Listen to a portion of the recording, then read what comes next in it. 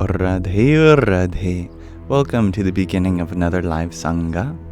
May this be an offering to Sri Radha Krishna. As we await our first guests to arrive, allow me to set the intention for this space. One of being a welcoming environment, open to everyone, regardless of background, identity, belief system, orientation, you name it. Hello, dear Koli. Hello, Natalia. Hello, Farming Sarah. And hello, Katie Pond. Welcome. I trust that you all are doing as well as you can.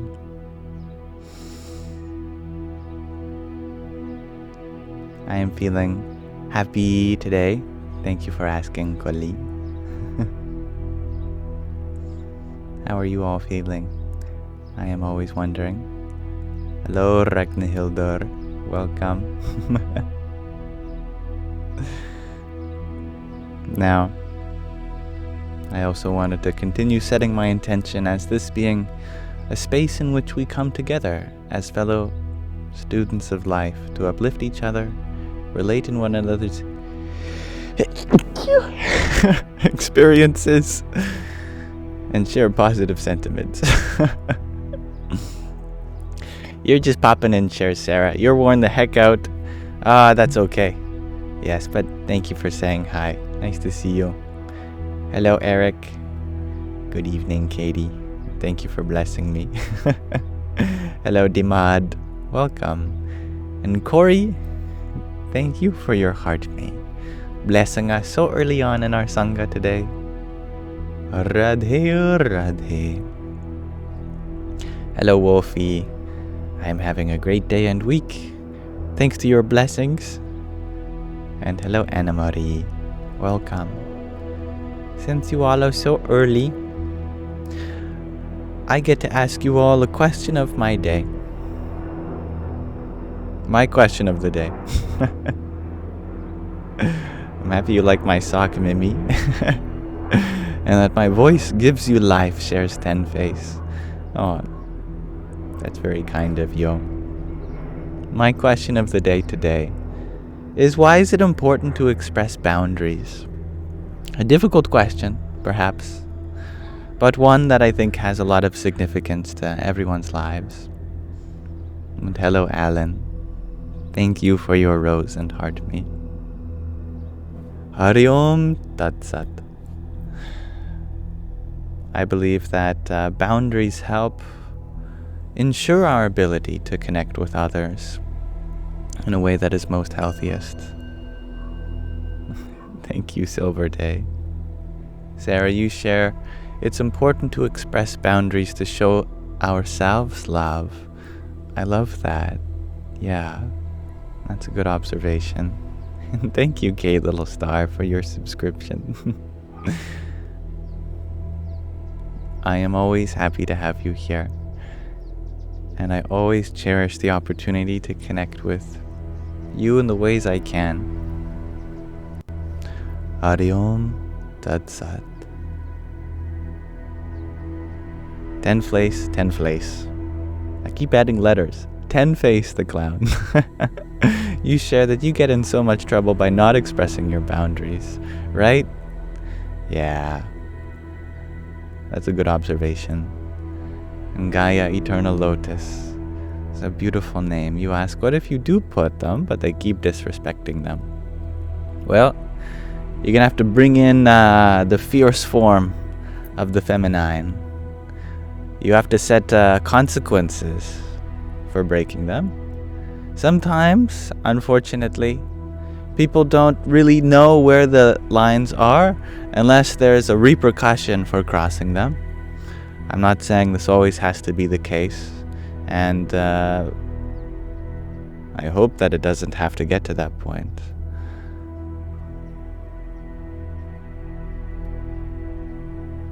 Hello, Mari. Anna Marie, you share that it helps to give respect and receive respect. I like that, yes. Dimad, you share that boundaries are so you don't drive into a ditch or a building. Helps you steer the course. Sarah, you share, and to teach others how to love us in ways that feels best. Donsuela, you share, to create healthy relationships around yourself. And Guy, you share that you did. Oh, I am sorry to hear that. They keep disrespecting them. Sometimes we have to up the ante. It's a good skill to be able to express our boundaries very clearly. Some people are just so deaf, they need something really loud when it comes to our boundaries. And remember that setting boundaries also means with yourself. Do you keep putting yourself in a situation where your boundaries are crossed? Well, maybe you need to set a boundary with yourself that I can't be around these people. These people don't know how to respect my boundaries. So we love ourselves by withdrawing ourselves from these situations. Maybe that helps too. Valentina, thank you for your finger heart. Jai Sitaram. Mari, you share that you find it hard to reject men. Really? You are worried about responses, but you need to put boundaries in place. Yes. See, sometimes we feel bad about rejecting others because we don't want to hurt their feelings. But remember, if they are only happy when your boundaries are crossed, then they have hurt their own feelings when you set your boundaries. If someone else is upset because you are telling them not to cross your boundaries, then that is definitely their problem, not yours. And Little Bang, you ask, what if you have to seemingly go beyond ahimsa for them to be respected? Ahimsa means least harm, not absolutely none. It is not totally no harm. It means that you do your best to minimize the harm.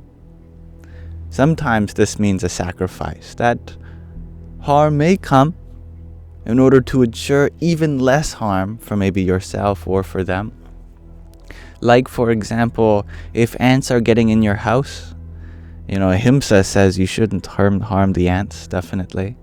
But if by allowing them to eat all your food and track in dirt and stuff, your family ends up getting sick because of it, then you've indirectly caused more harm by trying not to cause harm in another way.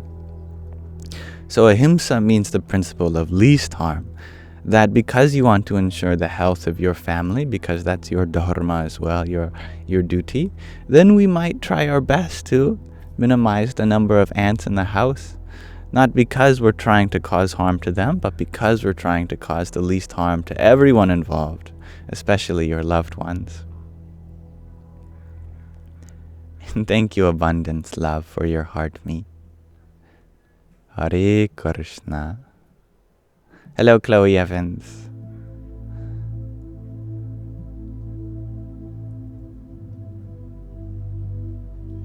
And Peggy L, you share that you just learned this year at 60 to set boundaries. Well, better late than never. And Sarah, you share, if someone is upset because of your boundaries, it's probably because they benefited from you having none. That's a big wake-up call. Definitely, yes. I like that, David Wilborn. No self, no problems. Very Buddhist of you. Anatman, no self.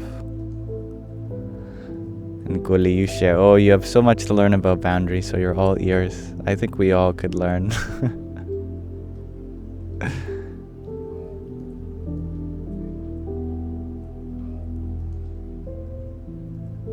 Real, you had asked, is the LGBTQ okay? Sorry if that sounds mean, you just want to hear my thoughts. No, thank you for asking. We have reached a period in our culture where people are exploring what it means to be themselves what it means to explore this gift of life called sexuality. We would not be here without this urge, and being able to navigate it peacefully is a beautiful thing. There's something very spiritual about the LGBT. For example, for thousands of years, great spiritual sages have told us that we are not our body, that when it comes to the level of the soul, there is no gender. Consciousness is not defined by the body, but the body is dependent on it. This understanding that we can go beyond our bodily identity. This is something in our scriptures, humanity's holy texts for millennia. Lots of suffering has been caused due to both sexuality and the repression of it. So it's important for us all to find the path of least resistance, where we're not trying to glorify it, nor are we trying to demonize it. We just accept and understand that it's a part of life, ensuring that no one's boundaries are crossed.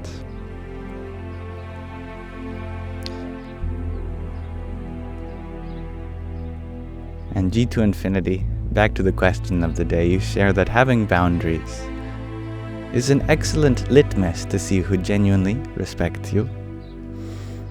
That's a very beautiful point. I like that a lot. And Spaghetti on a Plate, you share that boundaries are your own protection. I like that. Yes. Eek! Boundaries, shares Kaylee. I get that. Hare Krishna, Morgan. And hello, Ro.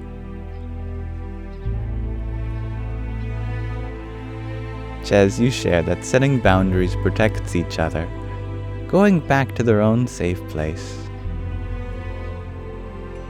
I love that. Hello, Abundance. Hello, Maggie. And Pidge, thank you for your hand hearts and your heart me. Hari Om Tat Sat.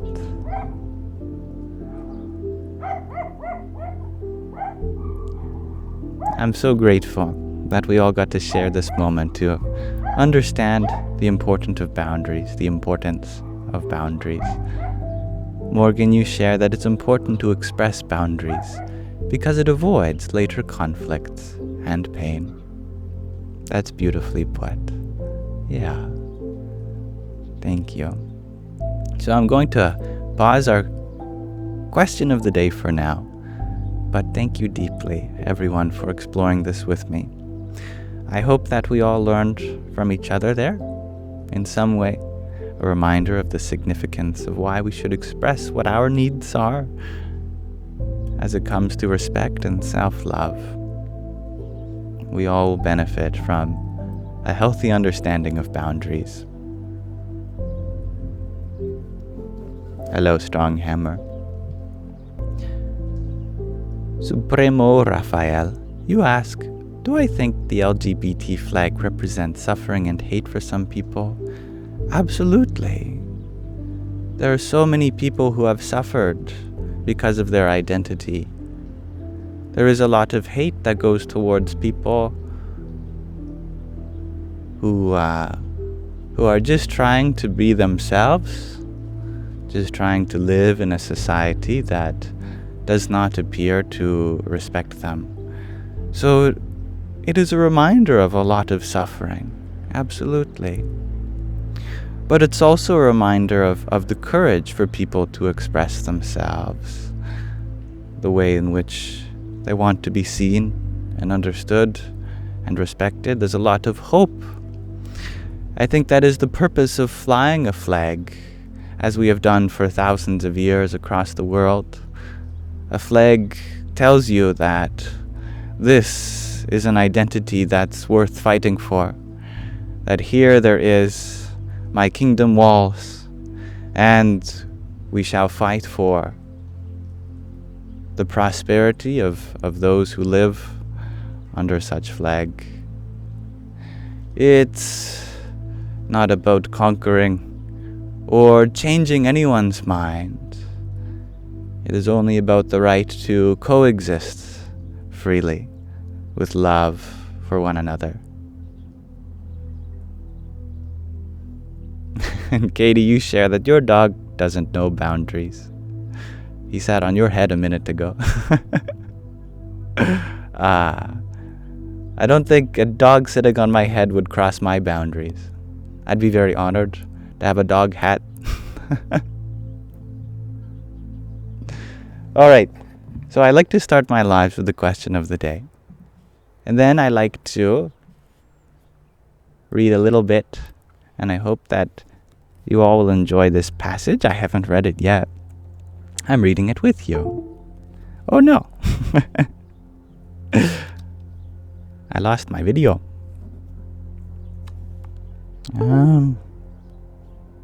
I think my phone died.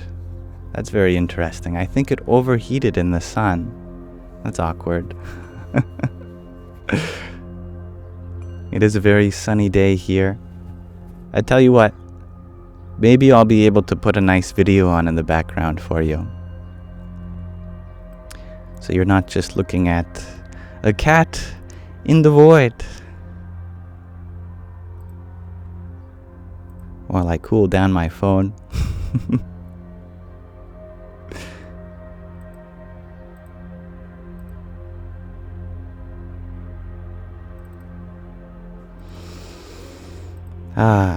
Here we are. I'll put a nice waterfall on for you.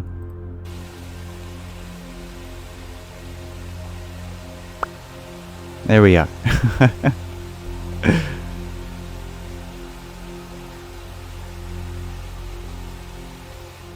I think this is the first time that my phone ever overheated in the sun.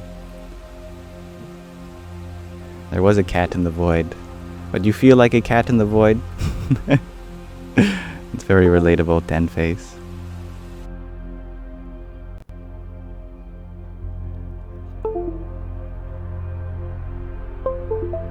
There, my phone is restarting.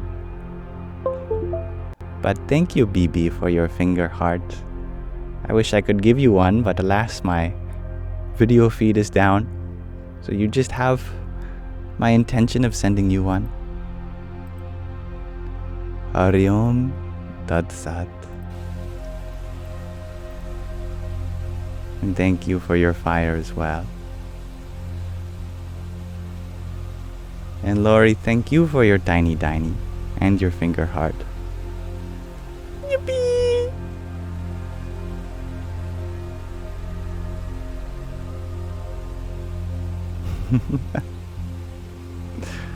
Now, Veronica, you were wondering, was I always spiritual? Or did something push me towards it? Spirituality is something that everyone experiences. We just might not realize it. In modern times, there has become a personality that's often associated with being spiritual. And thus, we say that someone is spiritual if they have a personality in some way or another. But spirituality just means that you are interested in understanding the nature of your existence, and how you can love freely, and how you can be part of this grand cosmos. And to some extent, we are all doing that in this lifetime, in innumerable lifetimes. Indeed, my phone is telling me it turned off due to heat. Well, let's see what can be done about that. Here, I will move my camera such that it's under the shade of this umbrella. Or rather, I should say that I'm going to move my umbrella so that it casts its shadow over top of my phone. So I will be back, but you can all enjoy this wonderful waterfall.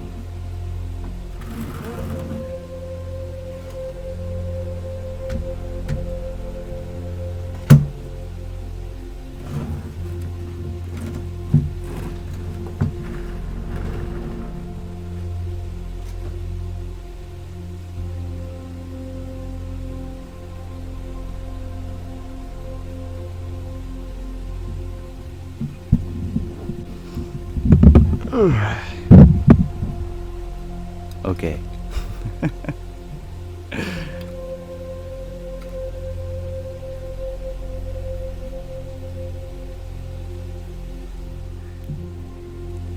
Umbrella has been put in the position. Operation Shadow has come to a success.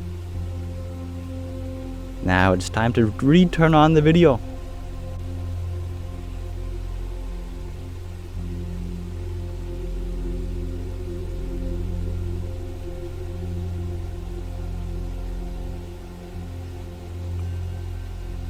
Any moment now.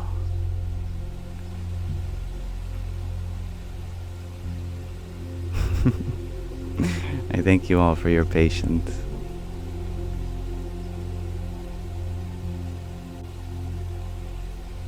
But I hope that in this moment you are feeling calm. Here we are. Video is reconnected. I just need to maximize it again. There we are. All right. I never had that happen before. But I guess it's something to keep in mind. Electronics do not perform well under heat. I believe the hotter something becomes, the more of an insulator it becomes, which is bad for electronics because that means your phone has to work extra hard for the voltage to be maintained. The amperage goes up and you start losing watt hours, or milliamp hours rather. As such, the phone starts overheating. Anyway, I wanted to read from another section of In Love at Ease. So, without further ado.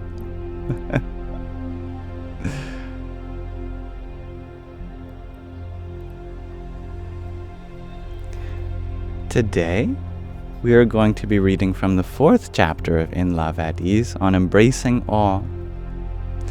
This chapter is all about how Swami Sri, who was a spiritual leader to millions of people, embraced all, especially those who are underrepresented or repressed or minority members of a community. This particular section of this chapter is all about how he embraced those of a different religion than his or a different race.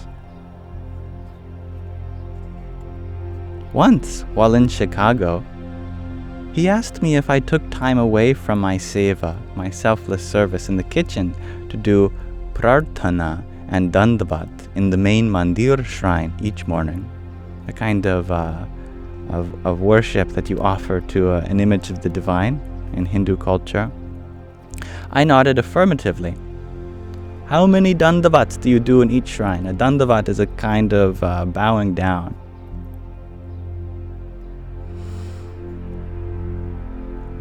And do you go to the side shrines? He asked. I was silent. He asked again.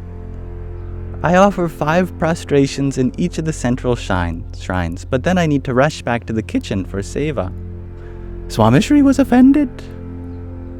Does God not sit in the side shrines? Have you read the Shiksha Patri? Bhagwan Swaminarayan instructs us to revere all of God's manifestations, starting tomorrow. 1 dandavat in each side shrine as well, unless you are unwell or in pain. No excuses. It was a valuable lesson for me to respect and revere all, to embrace all with a nod to submission and humility. And there's subtext here, which you might not realize if you've never been in a Hindu temple, which is that there are many different forms of the divine that people look up to.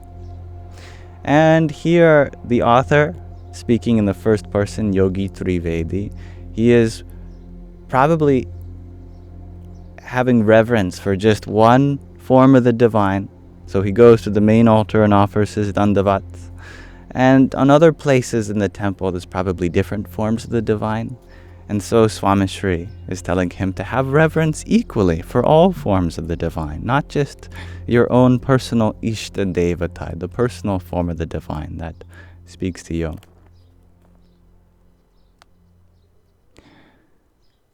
Swami Sri extended that reverence to other houses of worship and sites of pilgrimage as well.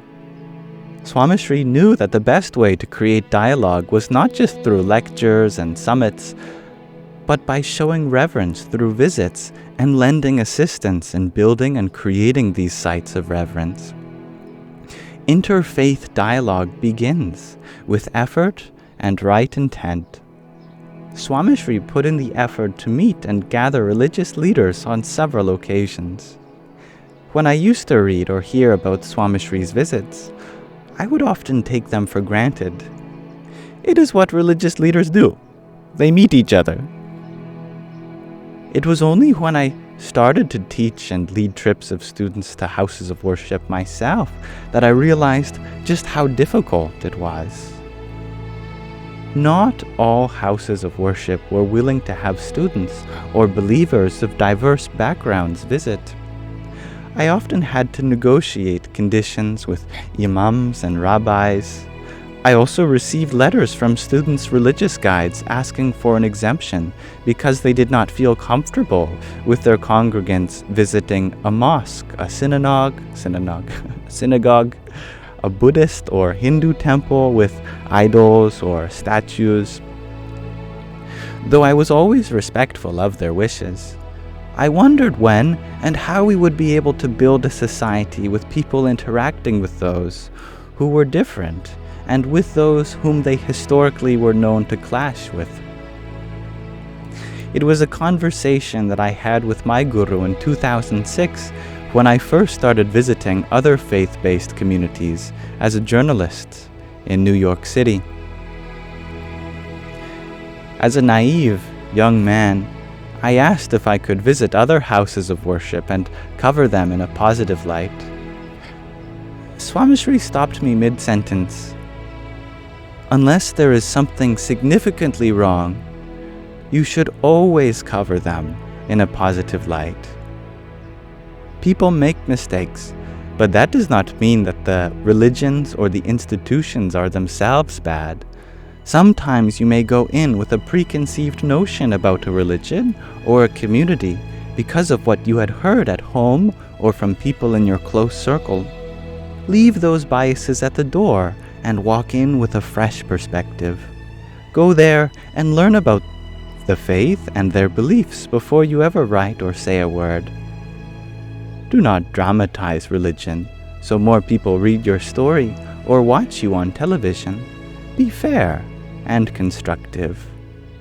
Do not just think about your story of your career. Think about how your story will affect people's faith and unity within society. Write to bring people together, not to show hatred and animosity. Javu, visit, Janvu, learn, and Bhavlu, integrate with everyone. Javu, Janvu, Bhalvu. Visit, learn, integrate with everyone. Learning from and appreciating others creates a precious bond of sanjam, understanding, and adar, respect. This bond is the basis for samvadita, harmony, and vishvashanti, world peace. With that, I had just received the unabridged version of Covering Religion in the Media, a course that I would go on to teach with my colleague, Professor Ari Goldman, at the Graduate School of Journalism at Columbia University. We traveled around the world with our students, interacting with various religious leaders in dozens of houses of worship. Swami Sri's lesson in objectivity and building bridges was the foundation for my trips to Jordan, Syria, India, Israel, Italy, Tanzania, Turkey, and Egypt, and lectures in my classroom in New York City. Swami Sri reminded me that to embrace all, one must travel engage, and learn with an open mind. Bridges are built over time and with an open mind, patience, and effort. Swami Sri put in that effort.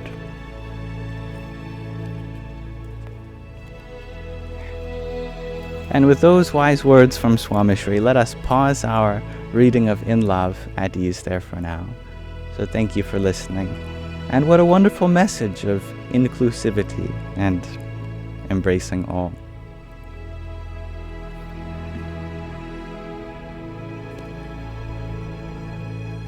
Now, as we've concluded our question of the day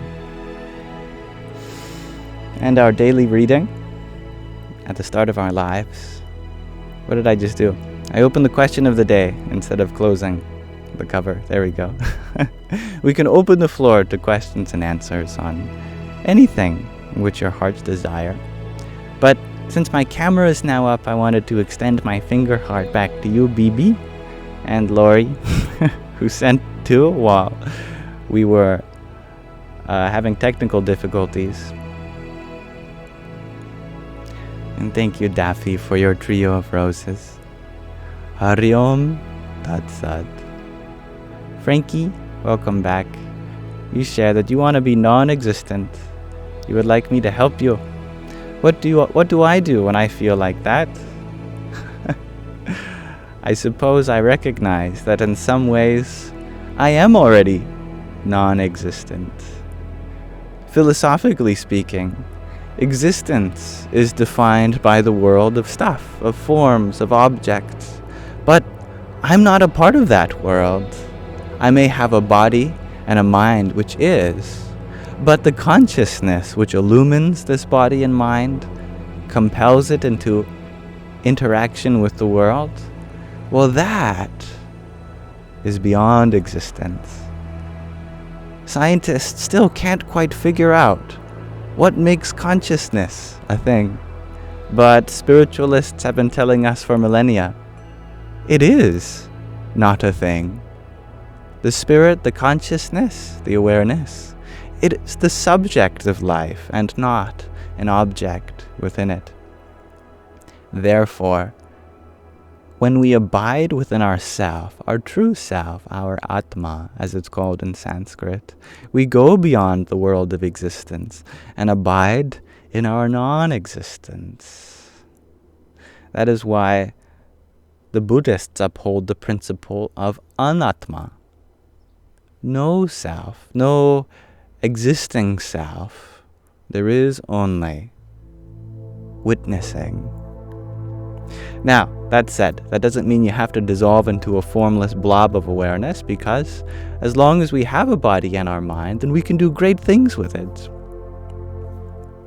You share the follow-up question.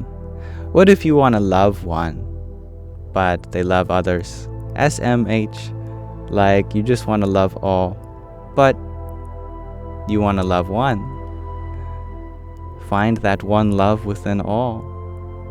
What you love in one person might be beautiful and unique to them, but what gives rise to that quality within them, that potential is within everyone. There is a recipient of love everywhere. Although sometimes a person's unique situation means that we package our love in a unique way for one person. It's the same love being delivered to the same source. That one love for everyone, as everyone is part of that one source, an expression of life. However, we can't expect anybody to receive our love in the way we intend, because sometimes that requires them to change in a way that they're not ready yet. That requires them to open up and be vulnerable. And if they're not comfortable to do so yet, well, we can't push them out of their comfort zone ourselves. We can only be a source of love, but not force anyone to be a recipient of that love. Thank you, Dub Darker, for your heart me. Hare Krishna. And Tattvam Asi, thank you for your quintet of roses. Hari Om Tat Sat. Hello, Tyler. And I love that Dreamweaver. Even if we're alone, we're all one. I like that wordplay. Alone, all one. Hello, David. Yes, I took a day off yesterday to be with my father and my sister. But I missed you all, actually. Tenface, you share that you think we all make the mistake of expecting others to have a heart like ours. The tenderness that's within our heart is definitely there in others. But sometimes there's all this stuff on top of their heart that's difficult to navigate through, both on our side and their side. And 8888 Abundance Love 7777. Thank you for your team bracelet. Om Gam Ganapataye Namaha.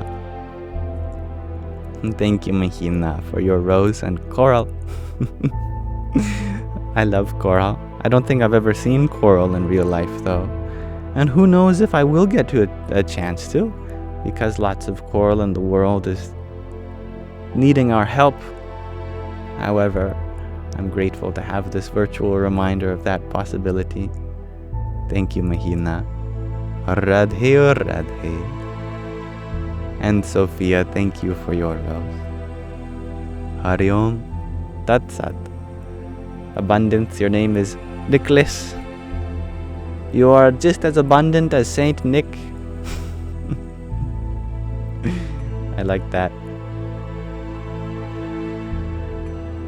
Thank you, Nothing is Noise. It's a very symbolic name you have. And thank you for sharing your peace, grateful human. And thank you, Babiso, for your heart me, your team bracelet, and a cheer you up. Ram Ram. Grateful human, you ask, do I know the meaning of each end of Shiva's trident? Shiva's trident represents many different trinities. In Shaivism, Shiva is not just seen as the destroyer. He is also seen as Brahma and Vishnu, as the creator and maintainer of this whole universe. Why? How can the destroyer be elevated to the status of those other agencies of this universe? Well, whatever has the power to destroy the universe, it's not merely destruction, it's a kind of returning to, a dissolution. Therefore, Shiva represents the oblivion from which the world returns after it has had its expression. The very same oblivion which gives rise to another creation. The very same oblivion in which that creation persists through. So Shiva's trident represents creation, preservation, and destruction. But it also represents past, present, future. The subtle body, the physical body, and the causal body. It also represents the physical waking state, the subtle dreaming state, and the causal deep sleep state. There are many trinities. It also represents the three gunas. Tamoguna, Rajoguna, Sattvaguna. These are the qualities, the gunas of tamas, darkness, rajas, passion, and sattva, purity. Basically, anything that can be put in terms of a trinity, Shiva's trident represents just that. And a trinity is a beautiful symbol in general. Why? Because a trinity is not a pair of opposites. A trinity forms a kind of harmony because nothing is at odds with one another. It represents a balance. Dualities are full of fighting, aren't they? You're either on this side or another. But there's no infighting in a trinity because there's no opposites. They work together to form, a triangle. Like the Father, the Son, the Holy Spirit. That's a great example. Exactly, Haley. It's not like people are picking sides. No, the Father is what is true. No, the Holy Spirit. If it was just the two, then maybe. But when you bring three things together, now there's an intermediary. Represents the balance.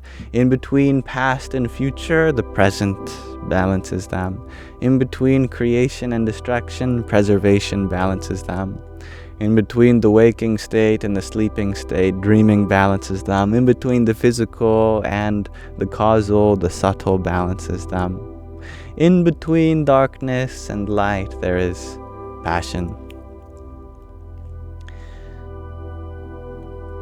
Trinities have a kind of balance to them, and I love that symbolism. All there in Shiva's trident. I like that, Kalkiji. Shiva is our true nature. Mihina, you share such wonderful wise words. Freedom is accepting consequences, embracing them, wrapping them around you. You choose to love. I hope that we all can echo that choice of yours, Mahina. It is funny because we often associate freedom with consequences, but freedom from consequences. But just as you have elucidated, the true meaning of freedom when it comes to consequences is being free no matter what consequences happen. This is a kind of inner freedom, where it doesn't matter if you win or lose, in hot or cold, in pleasure and pain, in compliment and insult. You are free to be exactly as you are, unaffected by these pairs of opposites.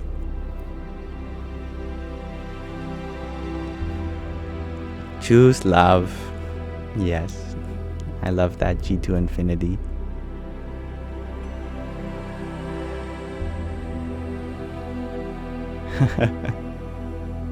Welcome, Cobalt. And good evening, Suspicious Bee. Frankie, you shared that you just wish someone loved you for you, not your body.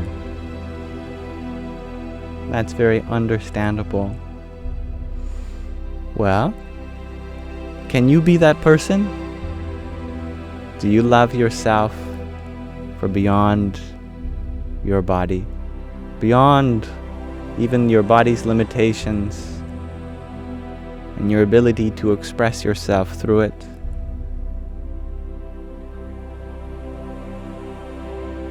Never disqualify your own love as being fulfilling. Thank you, grateful human, for your tiny. Yippee! I love that. Nothing is noise. Yes, being okay amongst some chaos.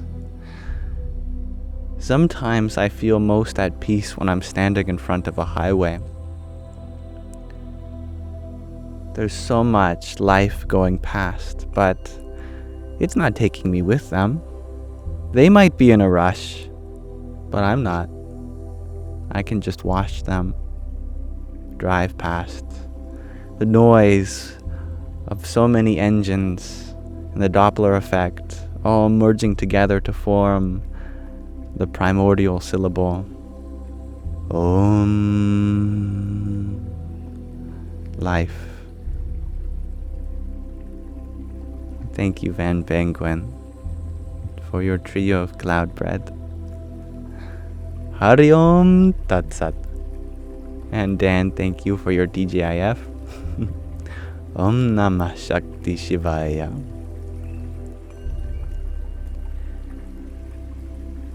I love that, Diane. Yes, being in our own world within the chaotic world. You may be surrounded by chaos, but that doesn't mean that you are filled with chaos. The outer world might be a display of cacophony, but let your inner world be a meditation on symphony, on harmony. when everything else seems dissonant, resonate in your own unique way. And thank you, grateful human, for another ice cream cone. Hare Krishna.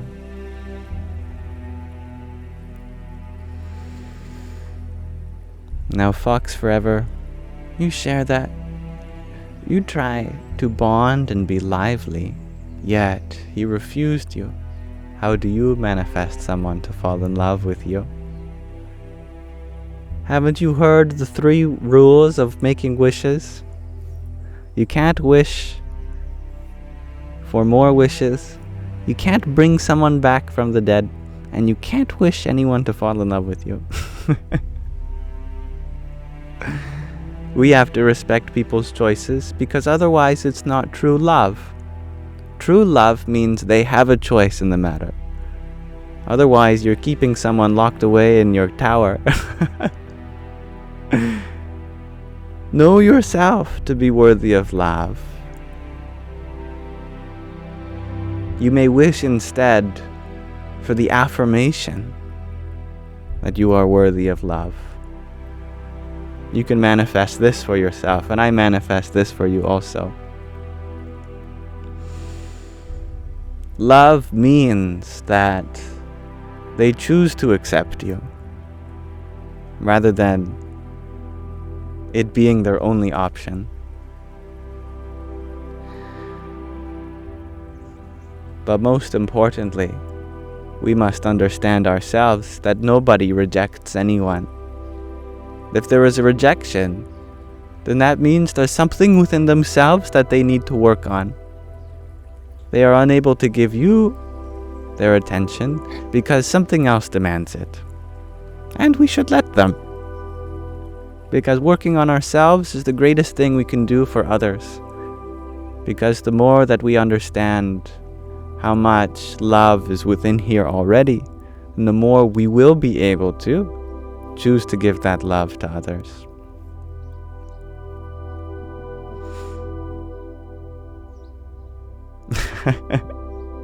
Ten Face, you share. If anyone wants to date me, I'm worthy of love, I promise. That's a wonderful affirmation. I like that. I feel like we should start a trend of dating ourselves. We should look for validation within how we are able to experience beautiful moments within ourselves. Let us take ourselves on dates, treat ourselves to nice things, and when we get the whole world to fall in love with itself, then there will be so much more love readily available to share around. And hello, Hanukkah. Thank you for your rose. Om Namah Hanumate. And thank you, the link below, for your rose as well. Jai Shri Krishna. Francie loves cats. You share that you would like to date yourself because you can't pick a man to save your life. Indeed.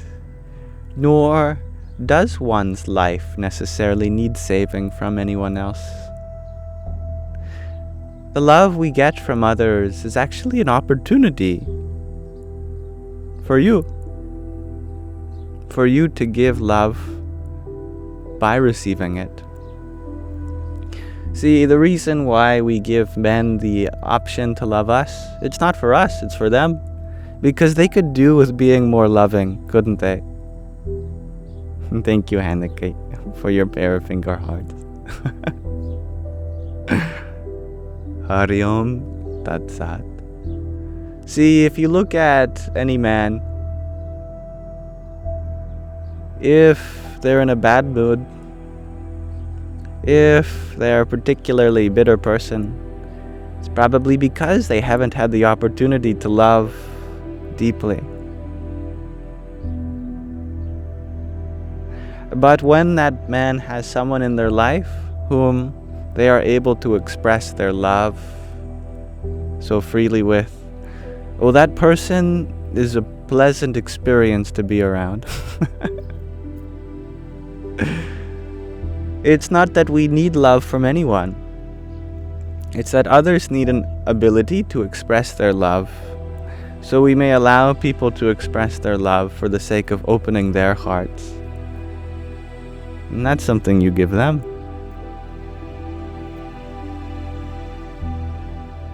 Thank you, grateful human, for your disco love too. Hari Om Tat Sat.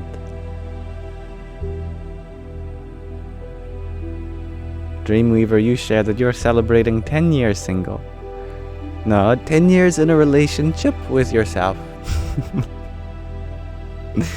Your soul chooses this. You knew you needed it for self-exploration.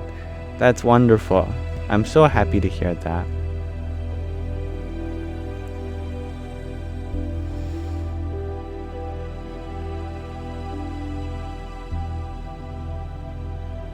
It's very true. We need to love ourselves first and then love others.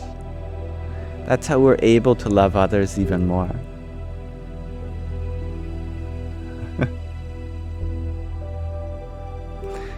And Frankie, you were wondering, what if you get rid of everything because you're scared you'll hurt them? Hey, that's all part of the game of love, isn't it? Love is risky. But then again, living is risky. You can't expect to live without some risks. If you never take a risk, then are you really living? Life means that it's vulnerable. Because if you wall yourself up where there's nothing to hurt you, you are as good as dead. I'm not saying this to scare you. But it's true. If all we do is stay within our comfort zone, then we live a very small existence, a very limited existence. So love is one way in which we put ourselves out of our comfort zone. And if someone has expressed to you that they love you, then that also means that they're willing to risk heartbreak for you, isn't it? That they give their consent for possible pain. If they end up being hurt, then that's not necessarily your fault. It's no one's fault. Pain is just a way in which we understand that this love was something so precious, so opening. Sometimes love can be painful even when it's going beautifully. It can be heartbreaking to see something wonderful sometimes. Just like when you look at a baby, your heart breaks a little bit. Breaks open. There's pain because it's like, wow, what a precious experience of life. How vulnerable. It's hard for us to hold this feeling because it's so tender. It's almost painful.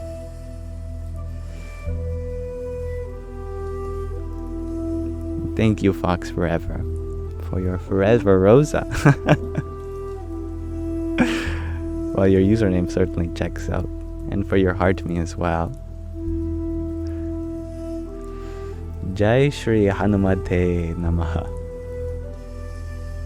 And thank you, Sue, for your fire. Radhe Radhe. And John F., thank you for your heart me. Om Namo Bhagavate Vasudevaya. Susie, you share. You agree that you closed yourself off from people for years due to trauma. It's very hard to heal alone. Indeed, just as we need time to take for ourselves, once we've taken that time for ourselves, opening up to someone else can be a healing opportunity as well.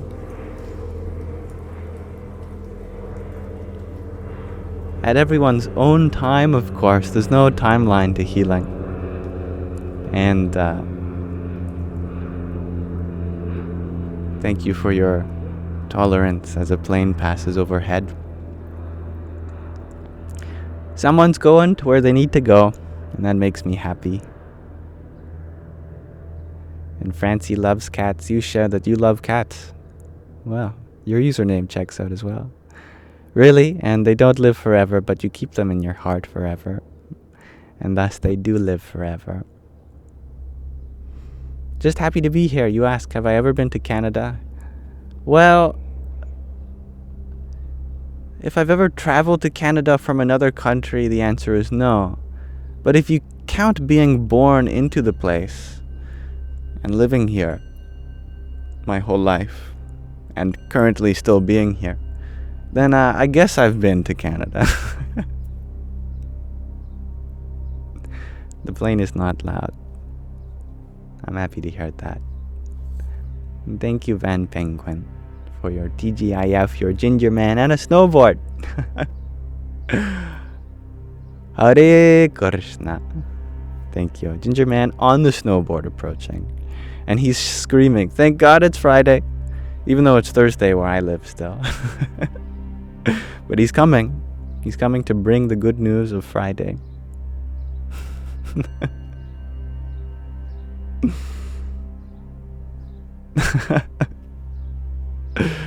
That's very funny, Bashkalai Bang Bang. You bring a good comedic relief. Us humans, our bodies, they can be messy sometimes. Definitely. Thank you, Van Penguin, for your whipped coffee. I love how you have a story with all your gifts. The ginger man is also caffeinating on his way here. And thank you, Austin, for your applause. Here's some for you too. Yeah. And thank you for your fire. I don't have any fire for you. Probably a good thing. Radhe or Radhe. So, as many of you know, I like to intermittently read from the Pocket Pema Chodron, which is a Buddhist text, the Vachanamrut, which is a Hindu text. I would love to now read from a third book. So, this book that I'd like to read with you all, a short passage from, is the Pocket Rumi. You may know of Rumi from various quotes that are shared around. He was a Sufi mystic. Sufi is a very mystical branch of Islam. And he wrote such wonderful words like, you are not a drop in the ocean. You are the entire ocean in a drop. I am sure almost everyone has heard some wise words from Rumi, even if they don't know it was originally from him. He had a lot of bhakti, a lot of loving devotion towards the divine. And today, I thought we'd read a poem of his, just a random one. I bought this book for all of us together.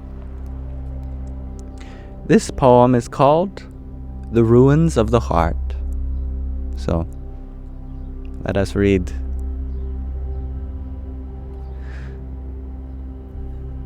I am a sculptor, a molder of form. In every moment I shape an idol. But then, in front of you, I melt them down. I can rouse 100 forms and fill them with spirit. But when I look into your face, I want to throw them in the fire. Do you merely fill this drunkard's glass? Or do you really oppose the sober? It is you who brings to ruin every house I built. My soul spills into yours and is blended. Because my soul has absorbed your fragrance, I cherish it. Every drop of blood I spill informs the earth. I merge with my beloved when I participate in love. In this house of mud and water, my heart has fallen into ruins. Enter this house, my love, or let me leave.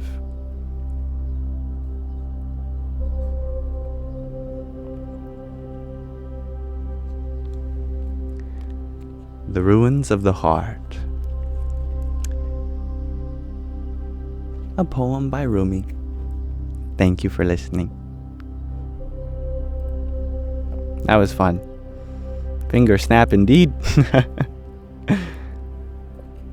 Oh, Rumi, so much love.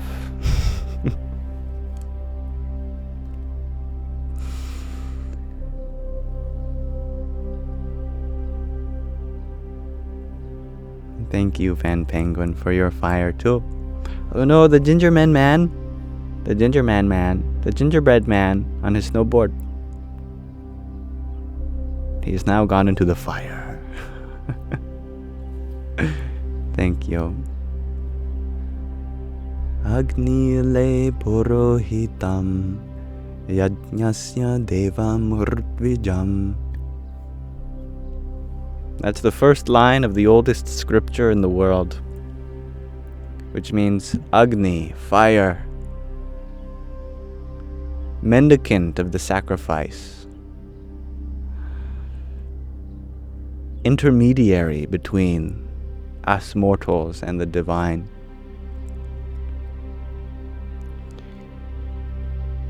That's the first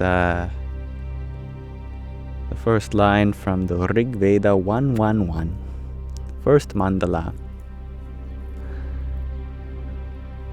Thank you, John F., for your team bracelet. Hari Om Tat Sat. Annika, you shared that you are going to bed? I don't believe you. Why? Because you procrastinate so much in these live streams. You share you're going to bed, and then half an hour later you ask a question. I'm like, what? You're still here? I do hope you go to bed, and this being 3:30 in the morning for you, it's earlier than your usual bedtime, so I'm happy to hear that. Best wishes to you. And thank you, Linda, for your 31 roses. Hare Krishna. You know, everyone, I'm putting you, Hanukkah, on the spot. Hanukkah is so polite that when she forgot to wish me good night one live stream, she went out of her way to email me. I'm so sorry, I forgot to wish you good night. And isn't that just the sweetest thing? I think that's the sweetest thing.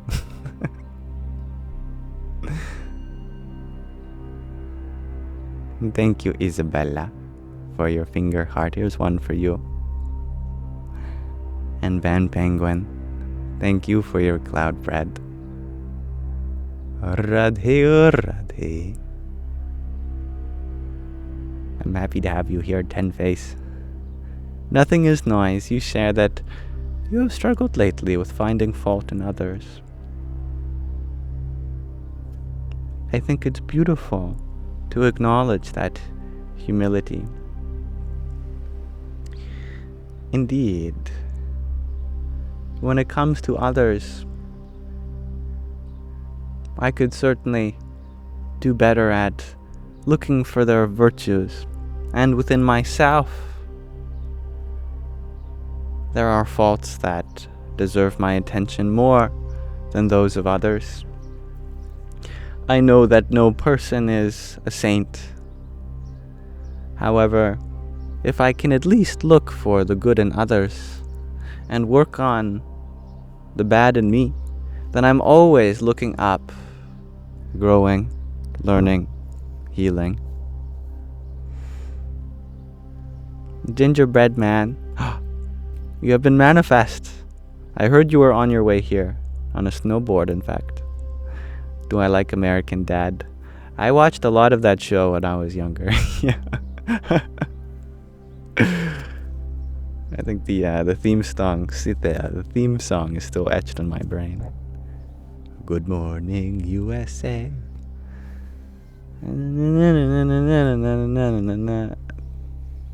Well, the melody at least. I don't remember the lyrics.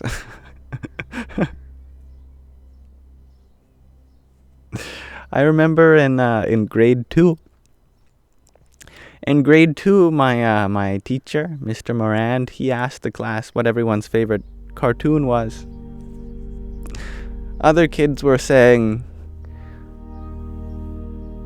SpongeBob, Fairly Odd Parents, the Berenstain Bears. Oh, you should have seen the look on my teacher's face when I said Family Guy, Robot Chicken. All the other kids were like, "What's that?" My teacher was like, something he shouldn't be watching. But it's okay. I still loved SpongeBob also, and Fairly Odd Parents, and the Berenstain Bears. I'd watch those in the morning, but Family Guy at night.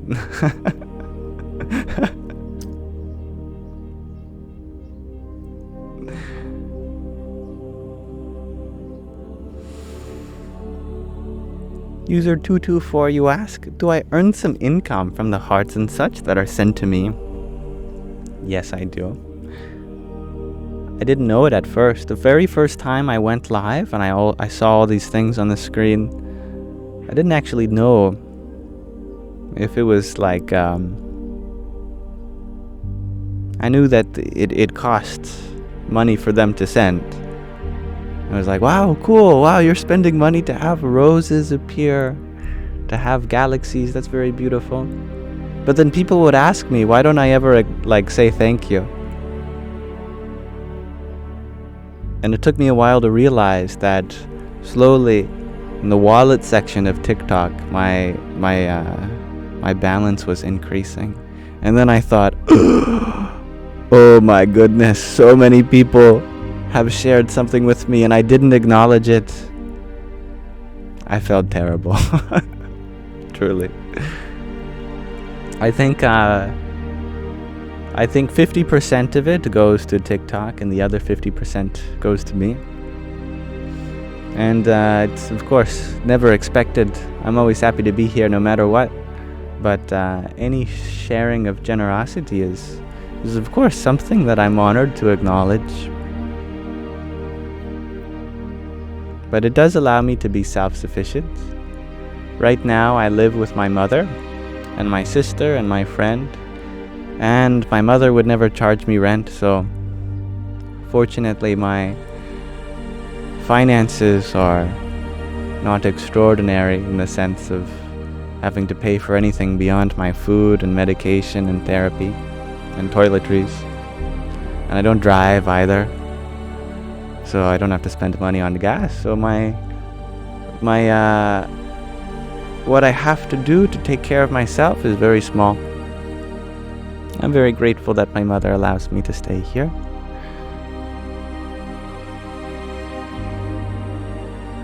CDG, you ask, why do I need therapy? I believe it's a beautiful opportunity that anyone can engage in.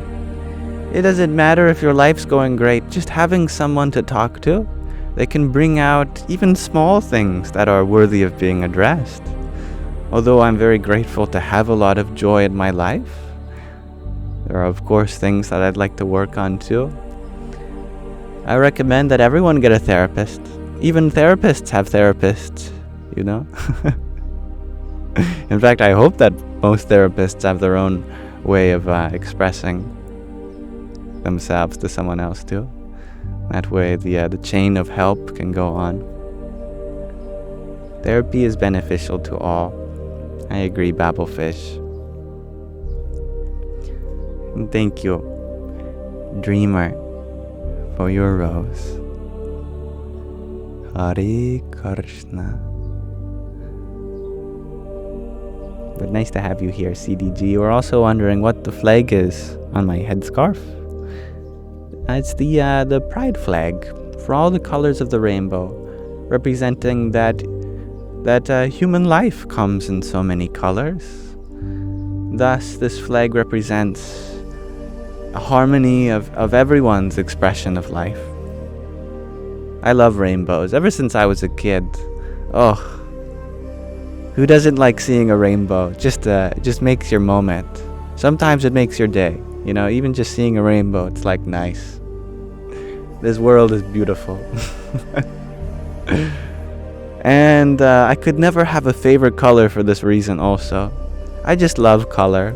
I love when all the colors come together. And thank you, Dibishore, for your heartbeat. Jai Sitaram. John F., you share that you got 2 therapists. I like that. You're dual wielding. Akimbo. I'm very happy to know you're getting such good help. And I think having 2 different perspectives, that's nice. You can ask for a second opinion.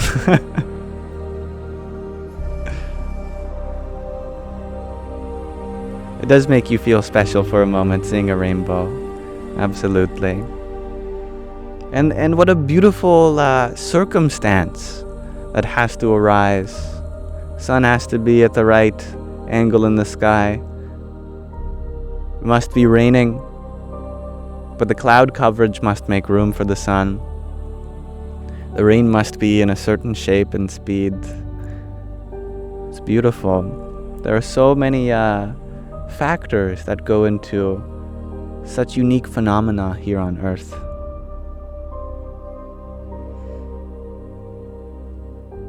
And I love that nothing is noise, that mental health is not synonymous with mental illness, but a greater part of a whole, which is wellness. I love that. And good night, Susie Cream Cheese. Your name is great. And thank you, JV, for your rose. Hari Om Tat Sat. Annika, you shared the waiting time there for you is months for psychological help. Sometimes these systems are slow indeed, and I am sure that you will get the help you need. But in these times of waiting, we can help ourselves in many ways. The practice of patience is another such virtue that we can always harbor. CDG, I'd be happy to answer your question. What was your last question? Do I believe that Jesus Christ died on the cross for our sins and that He is my Savior? Absolutely. And I believe that divinity that was expressed to the Christ is no different than the divinity that may speak to someone's heart and save them in another way.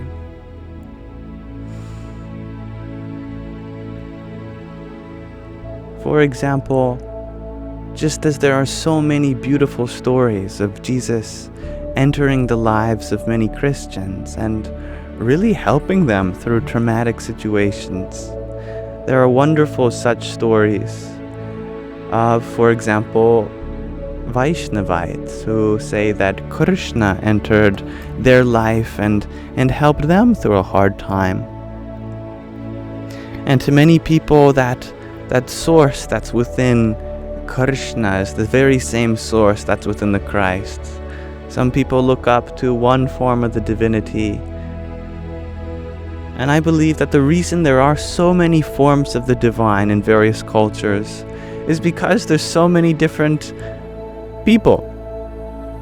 And each of us have our own way of connecting to the divine. And I believe that's wonderful.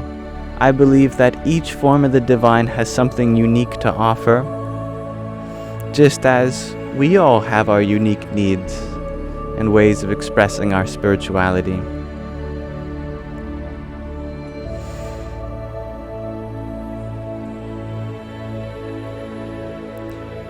Carolina, you share. Did I know that you feel tingles whenever I say my thing? Radhe or Radhe. Well, it's the power of the mantra.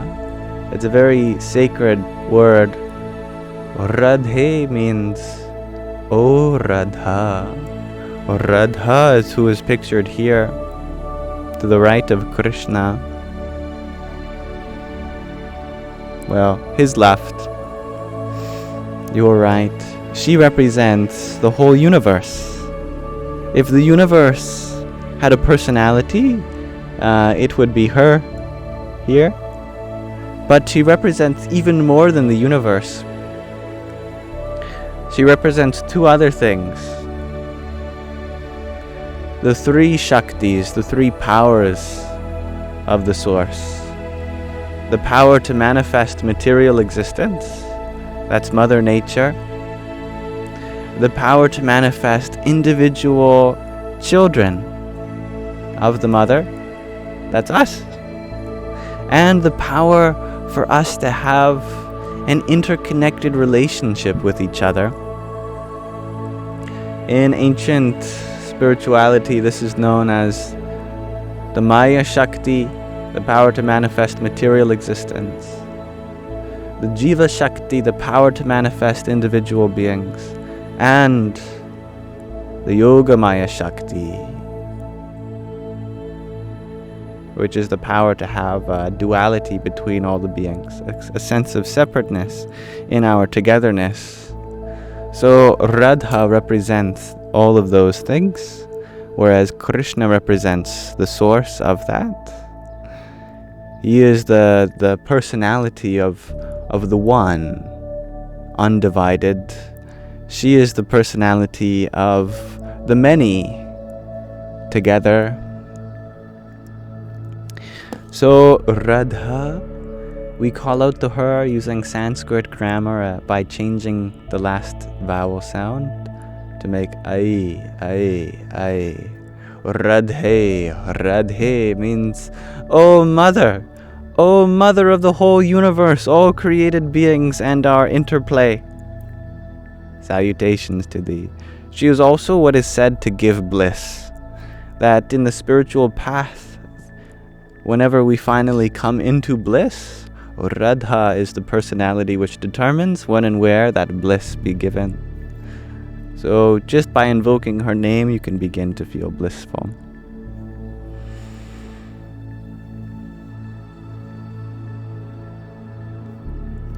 Thank you, Isabella, for your trio of roses. Hari Om Tat Sat.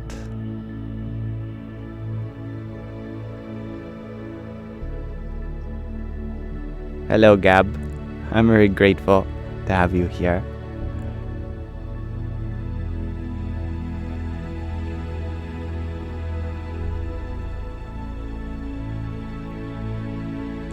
Now, CDG, I hear that you are sharing the words of the divine close to your heart, and I'm so grateful that we have a space in which you can do so. But I would like to politely remind you of the time that you came in here a few months ago and you were feeling quite low. And how did you feel when you were accepted here as you are, regardless of your background? No matter what personal things are going on in your life, I hoped to have made it known to you that you are always a lovely addition to the Sangha. That very feeling of inclusivity which I hope to have shared with you, starting months ago and up to this moment also, I hope that in the spiritual life we also share that feeling of inclusivity with everyone. That we recognize that the divine is so inclusive, that there is a path for everyone. And in different periods of time, that one divinity expressed it uniquely to the people there, that for this part of the world, this is the path for you at this time. But the divine being infinite means that there is not one way to express that divinity. So, understanding that there are more expressions of the divine than one, this is not meant to invalidate whatever expression of the divine speaks to your heart, but actually to increase your faith. I hope that those who are Christian, they become a better Christian. Those who are Muslim, they become a better Muslim. Those who are Buddhist, they become a better Buddhist. Those who are Sikh, they become a better Sikh. Because if there is one true God, then it's the very same God within all religions, isn't it? In this way, I have reverence for that one expressed in so many different ways.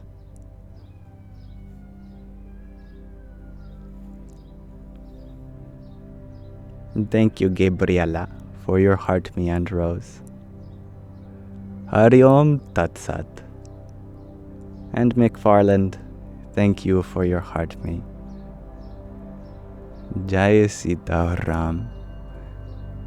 Normally I do not entertain this kind of proselytization, but because you are dear to me, CDG, as I appreciate you also, I will respond.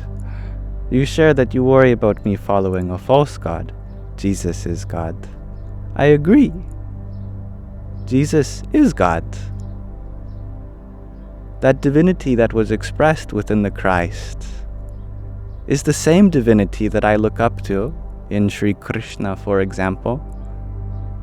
Some people might feel like I am rejecting Jesus by having an affinity for other forms of the divine, but I hope that you understand. Actually, I love the Christ just as I do other forms of the divine. It's the very same God. The God that you love is the same God that I love.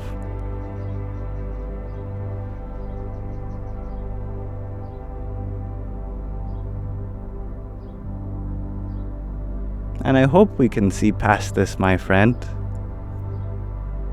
I want to support you in your faith. I am not here to take anyone from their faith, but only to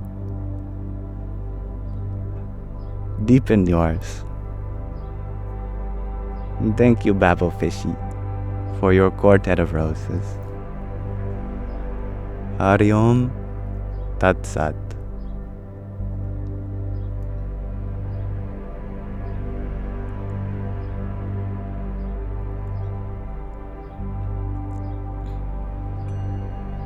And thank you, Abundance Love, for your trio of roses.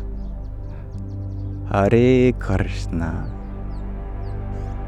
I love that Jai. Jesus needed us to know that I am is within all that love. Indeed.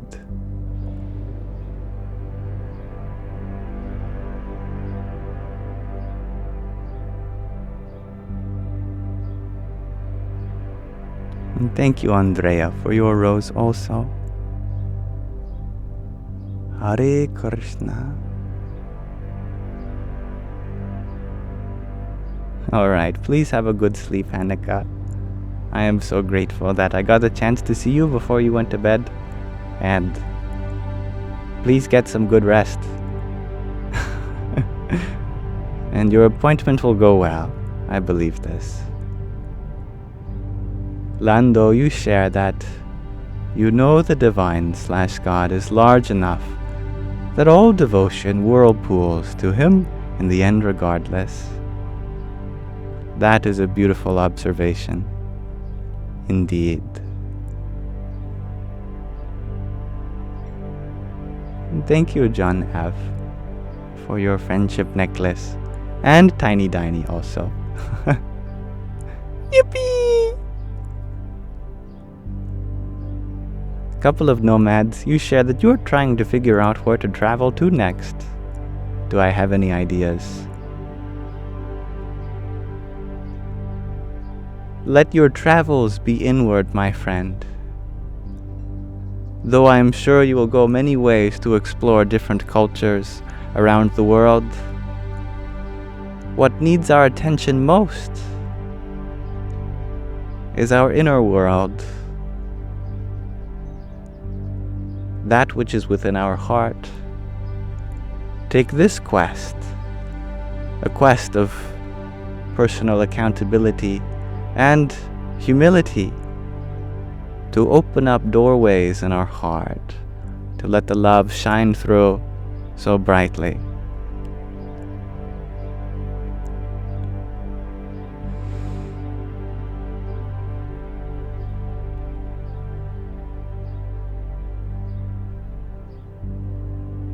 And I love that, Diane. You share, it's God. Everyone sees Him in their eyes and their culture. God is love. It's not that there is only one God. It's that God only is. There is only God. Either God expressed as an ant, or a tree, or a planet, or a galaxy, or a society. If all has arisen from one source, then this means that everything in this creation is an expression of that source.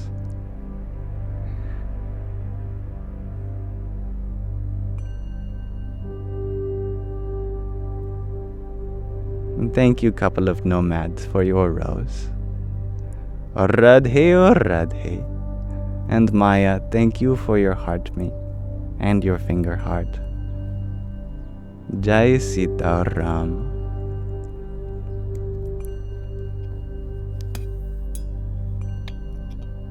That's a good reminder to stay hydrated, Strong Hammer. I will do so.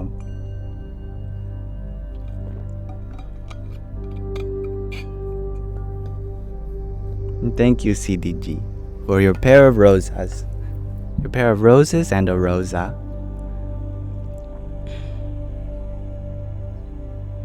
Hallelujah. I am sorry that there has been a misunderstanding that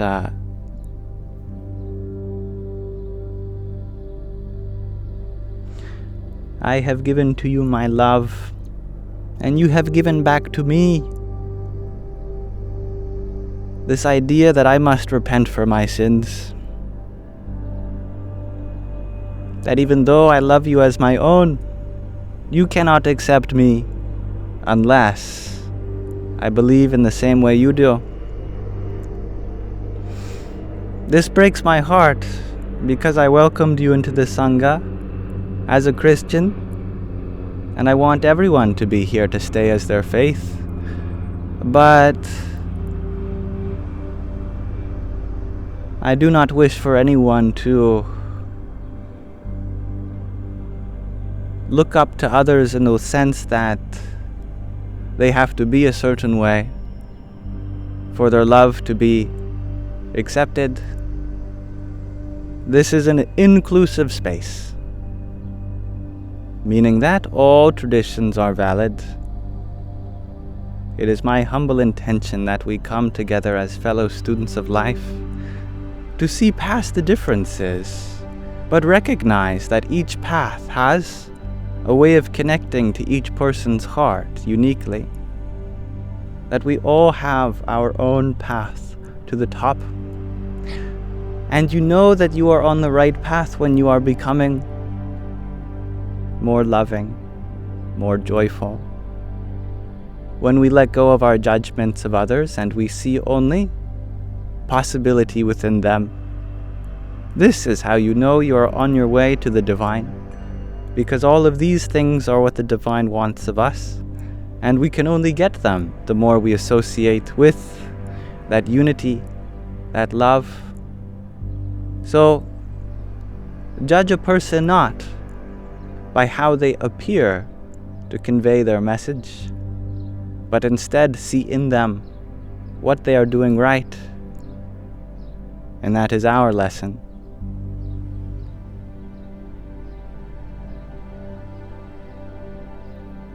Thank you, Gabriella, for your rose. Hari Om Tat Sat. And Maya, thank you for your trio of fires. Radhe, oh Radhe. Now, Gunther, you're wondering, where could you get this hat? At any dollar store. This is a bandana. Nothing fancy. Thank you, ALM, for your rose. Hari Om Tat Sat. Chloe Evans, you share that you are a little stressed about work, and you can't sleep, but you'll be okay. That and your neighbors are shooting off fireworks. Well, that makes it difficult, doesn't it? Indeed, it's the 4th of July in America, isn't it? Well, I hope people have fun. But fireworks are a very overwhelming experience. They can be, especially to those who are sensitive like that, which includes many animals and fellow humans. Fortunately, no loud noise can deafen your voice. The silence of your soul will always be echoed. And tomorrow for work, despite what happens, as long as you give your best effort, then that is enough for you.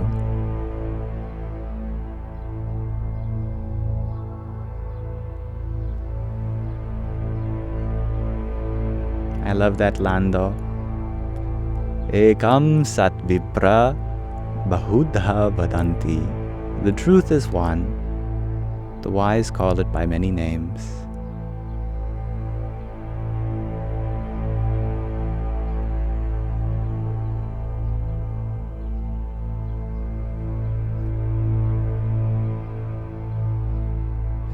But CDG, your prayers, they shall be heard. If you see it in my best interest to have an even deeper connection with the Christ, because although I already feel so connected due to His grace, I will continue to deepen my understanding of His teaching and His ways, just as I shall continue to deepen my understanding of other great teachers' ways. For the message is one, but I am always interested in learning how different traditions express it. And there is a lot within Christianity that I could continue to learn from, absolutely. So I thank you for seeing this possibility within me.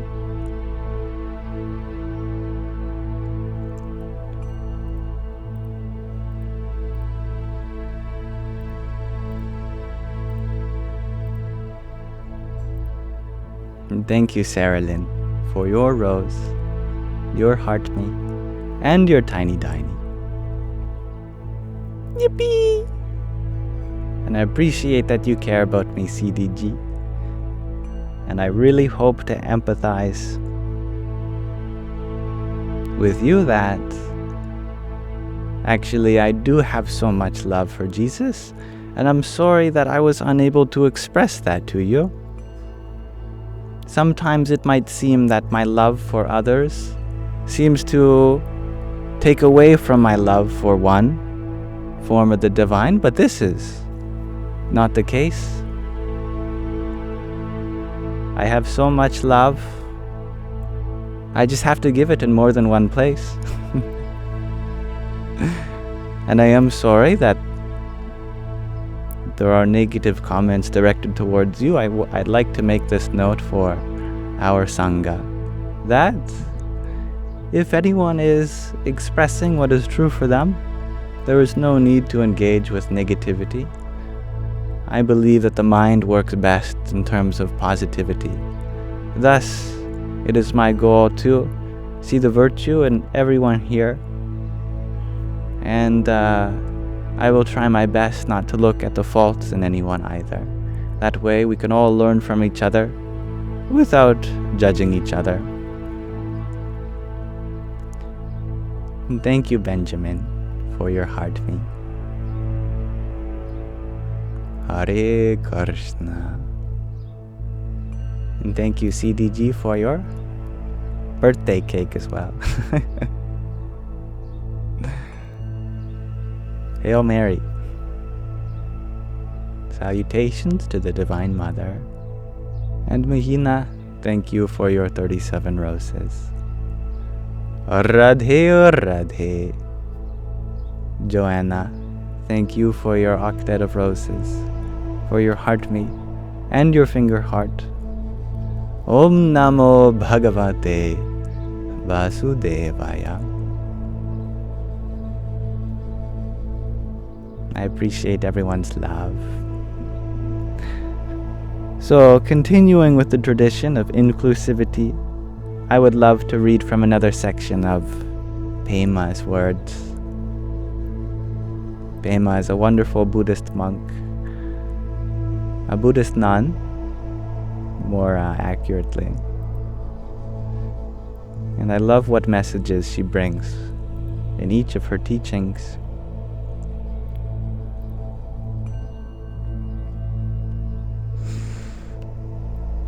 Let us read from number 76. This is remaining steady.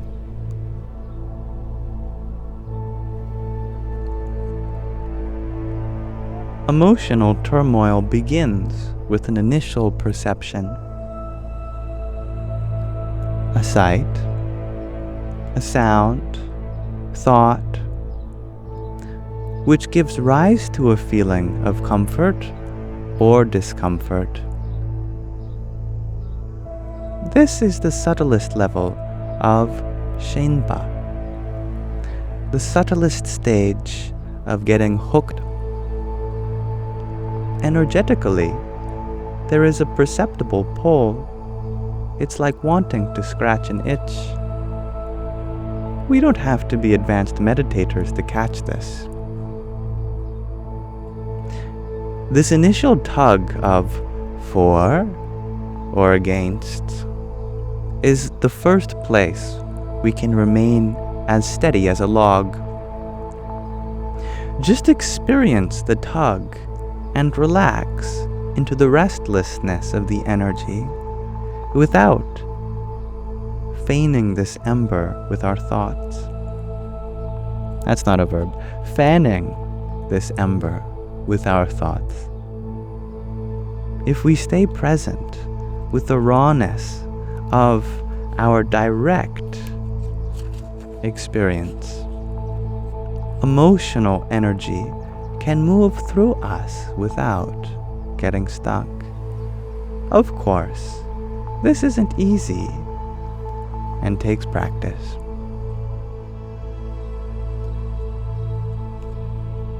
Very simple but wise words. That was number 76. Remaining steady. So thank you for listening. A good reminder that every time a sensation arises, and then that finds expression in us as comfort or discomfort, we can catch this. Instead of suddenly being pulled in or feeling averse towards what's occurring, we can remain steady, be still, find the balance between comfort or discomfort, regardless of what arises.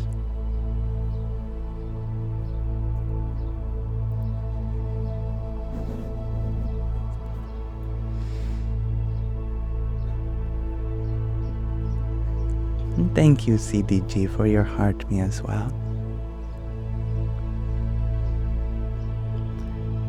Hari Om Tat Sat. I was thinking about the concept of false gods since it was brought up. To me, there is only God, but some people do worship false idols. In my experience of the Christian tradition and Abrahamic faiths, false idols means money. It means power over others. It means material welfare over spiritual welfare. That some people look up to these things as their God. Such is why there is a big sense of carefulness around this in religion. That we should be careful not to have reverence towards money or fame in the same way we might have reverence for humility or inclusivity, which are traits of the divine, rather than traits of the world and worldly people.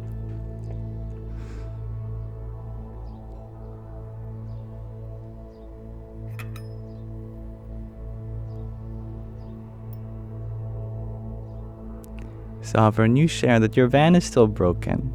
They couldn't fix it. You're a squatter again. Oh, the joys of having a mobile home. Its mobility requires great care. The same is true for this body. Our vehicle through life, the home of the mind. The more we travel through life in this body, the more it gets weathered too. Thus, having time to rest and let professionals take care of it. Professionals don't have to mean anyone other than you. You can become a professional at taking care of your own body. But sometimes, looking up to a healthcare provider, that is like taking your car in to a mechanic. In this case, it's a mechanic of the body. They are familiar with the valves of the heart, the engine of the tummy, the steering wheel of the brain.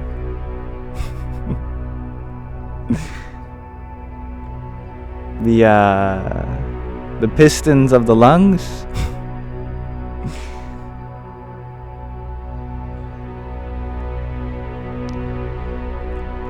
I am sure that in the right time, your van will take you to all the places that you need to go. But right now, the universe is directing you to a smaller kind of journey. One that is not big in terms of physical location, but large in terms of spiritual sensation.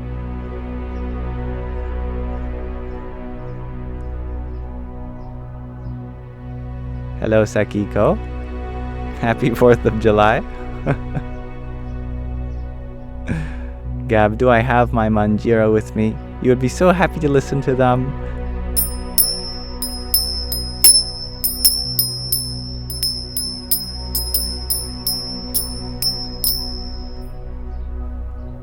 Maybe. Hello, Mom. No. Hello. How are you? I'm doing well.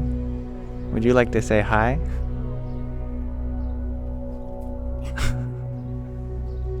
Say hello. I don't know how to say hello.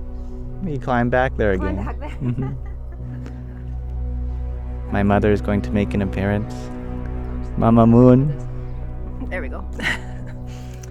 Hello, everybody. How's everyone tonight? Everyone's saying hello.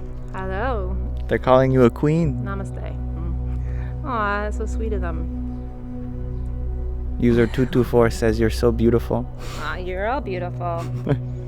Everyone's beautiful. We look like Everyone each knows other. that. Did you know that? Did we? Yeah. I'm honored to look like you. Okay, well, you guys remember that you are loved and you are beautiful and you've got beautiful hearts. And if no one's told you that, then I just did. But you be well. Take care of yourselves. Do something kind for yourself today.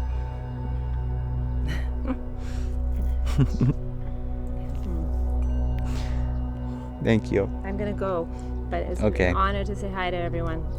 Bye. Thanks for saying hi. I love you. I love you too. Dansuela says you take care of yourself too. Thank you so much. She will, she promises.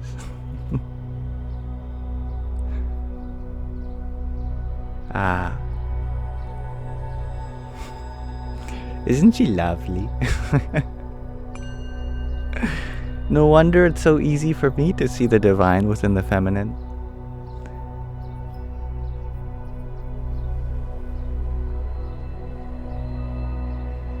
Thank you, Hybrid Jen, for your quintet of roses. Hari Om Tat Sat. And Lena, thank you for your quintet of roses. Radhe or Radhe. So yeah, we have to give thanks to our mothers, because without her, we would not have our body, and beyond our body, we would not have so many lessons. Sometimes the mother gives her lessons with tough love, other times with tender love, but at the end of the day, it's always a form of love.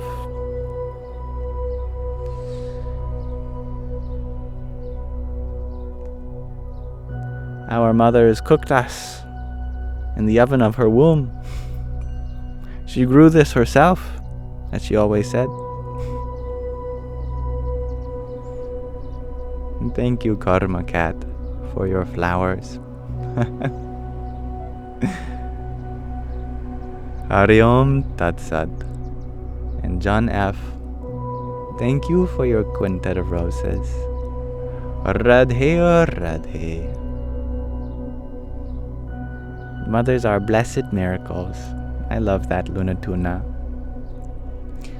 Sammy, you share, I'm going to be a beautiful husband one day. Why wait? I feel a kind of husbandly affection for all of the feminine in the world around me and in every expression of life. Perhaps one day I would like to be a Swami, which is a title in certain Eastern traditions in which someone marries the Divine Mother, and thus they go and be a good husband to all mothers of the world.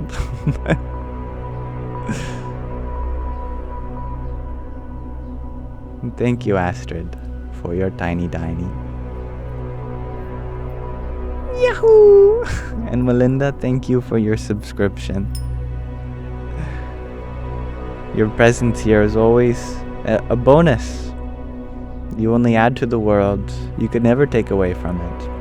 And that is especially true as you are here in the Sangha. And you are always welcome. In Buddhism, one of the vows of a bodhisattva is to view all beings as your mother. Why? Because there is a kind of motherly tendency that radiates from everything, but also, literally, as the Buddhists accept reincarnation, we have to also accept that at some point, everyone was every other person's mother more than once. This is not the first time that your mother is your mother, but it might be the first time that your mother is your father, or your sister, or a butterfly that landed on you, or your teacher, or your best friend. If we just dial back the infinite lifetimes we've all had, then at some point the relationships just line up through combinatorics. That everyone was every other person's mother. So the Buddhists, they vow to never forget this fact. That even if you are my enemy now, you once raised me. You once loved me. You once took care of me. As a pea in a pod. This mind, this body may have forgotten, but the soul can never forget. So I only vow to see the mother in you, the mother that you once were to me. Bodhisattva also vows to be like a mother to everyone.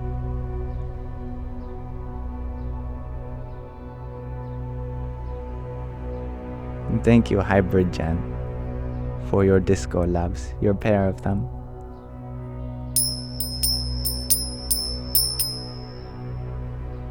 And Asma, thank you for your heart me. Hare Krishna. The link below. Thank you for your 11 roses also. Om Namah Shakti Shivaya. Jashrani, you ask, I want to be Brahmachari. Yes. Correct. Brahmacharya is a beautiful word in Sanskrit, and I would like to make it available to everyone in their vocabulary. It's a word unlike any other. It's sometimes translated in English to celibacy, but that doesn't quite make sense, because even people who are married can be brahmacharis. It's sometimes referred to as abstinence, but it's much more than that. Sometimes translates to chastity. It's not about what you should or shouldn't do. Brahmacharya means the way to the divine. And the way to the divine means that we alchemize our sexual energy into something even higher, where instead of trying to extract happiness from anyone, we express it with everyone. It's not a moral decision that one makes. It's a voluntary superpower to energize your life. That if we look at life beyond extraction of joy from others, that we cultivate a sense of vitality, that we feel the ecstasy of unity no matter where we are. Wow, that's Brahmacharya, the way to the divine, the way to the ultimate even. Hello, Madeleines. Hello, Koribori. You are wondering, where am I from? The same planet as you. Made from the same soil. Metabolized through the same kingdom of life. My happening just happens to take place maybe in a different spot on the same planet. This spot we call Canada. But wherever you are, that's great too.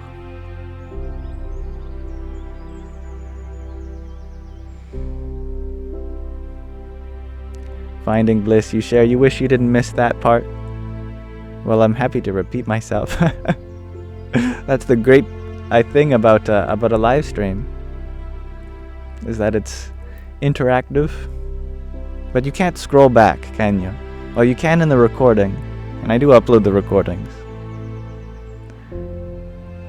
Debbie Leon, what do you start to read first, you ask? It's not what we read, it's how we read. Are we reading to get something from someone? Or are we reading to give an opportunity to someone to teach us something? Are we reading to give someone the honor of expressing their life with us? If you read in that way, then you could pick up a cooking book, and every page you will go, wow, such an expression of life. How honored am I to be able to learn from this. A children's book. Yes, we should be saying goodnight to the moon, and the red balloon, and the three little mice, and the cow jumping over the moon. What a great reminder. What an expression of life.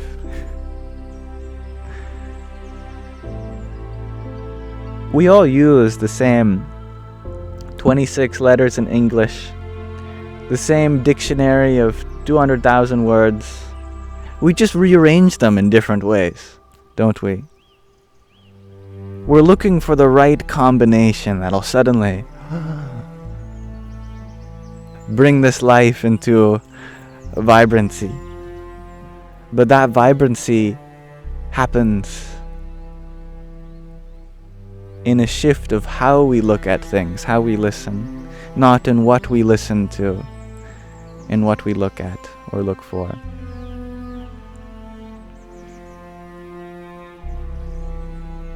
Thank you, Sappies, for your pair of tiny tinies. Yippee! User 224, you are wondering if I have anyone in my life who I must avoid. Who I must avoid.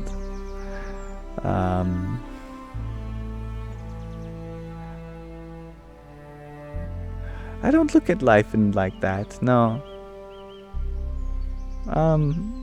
There are people in my life that give me a challenging experience whenever I'm with them. I may not be there for them, but I'm there for the challenge. I don't feel like I have to avoid any challenge because challenges are blessings that come my way. People might be lessons, but the lessons they give us are blessings, aren't they?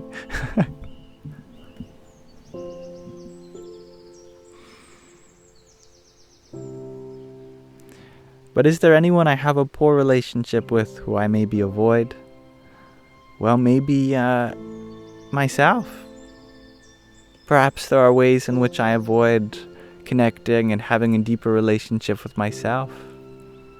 And that's always something which I can do better in.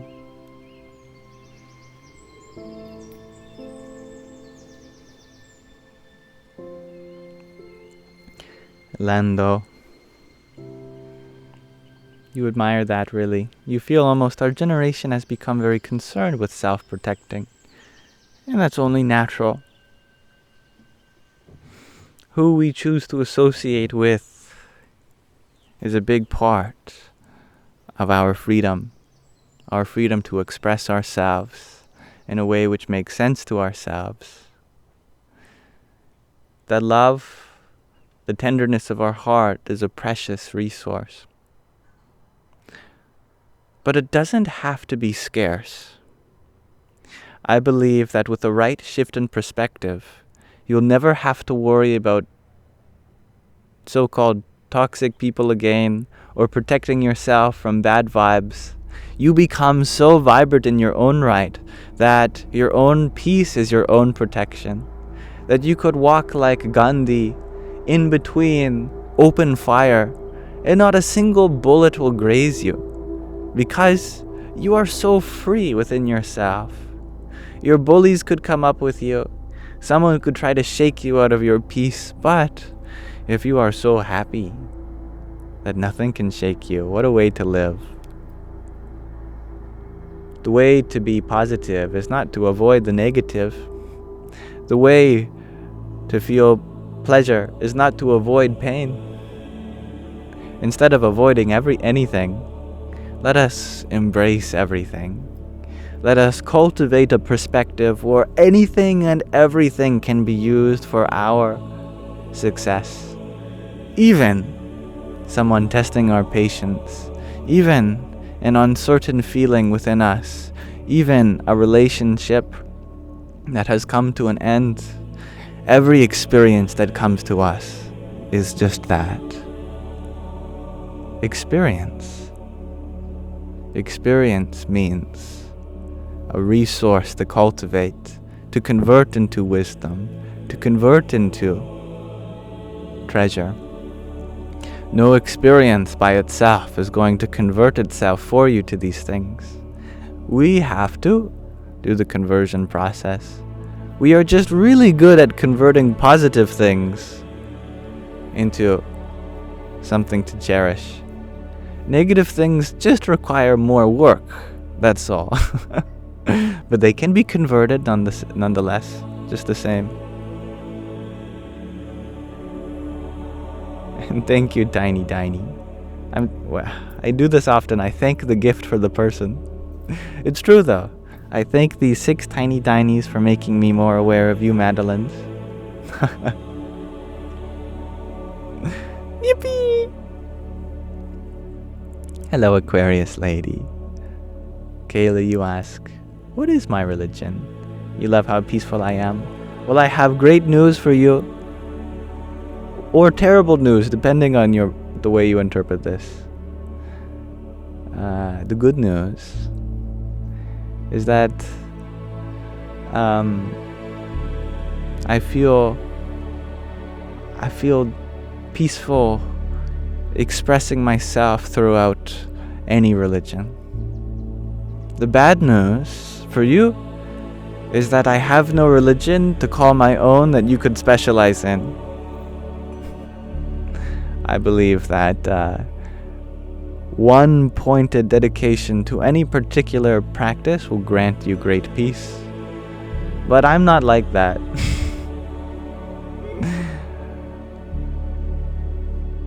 I have so much love, it can't fit within any religion. It just can't fit.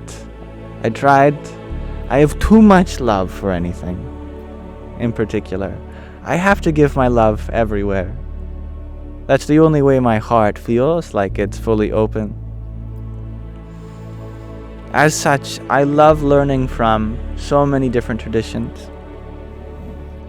Earlier, we were reading from the Muslim mystic of Sufism, Rumi. Then we were learning from a passage from the Pocket Pema Chodron, a Buddhist nun. And why don't we continue this? Why don't we learn from yet another spiritual practice in this scripture called the Vachanamrut, a certain form of Hinduism. And let's see what universal messages we have to find, that it's applicable no matter what path you are on.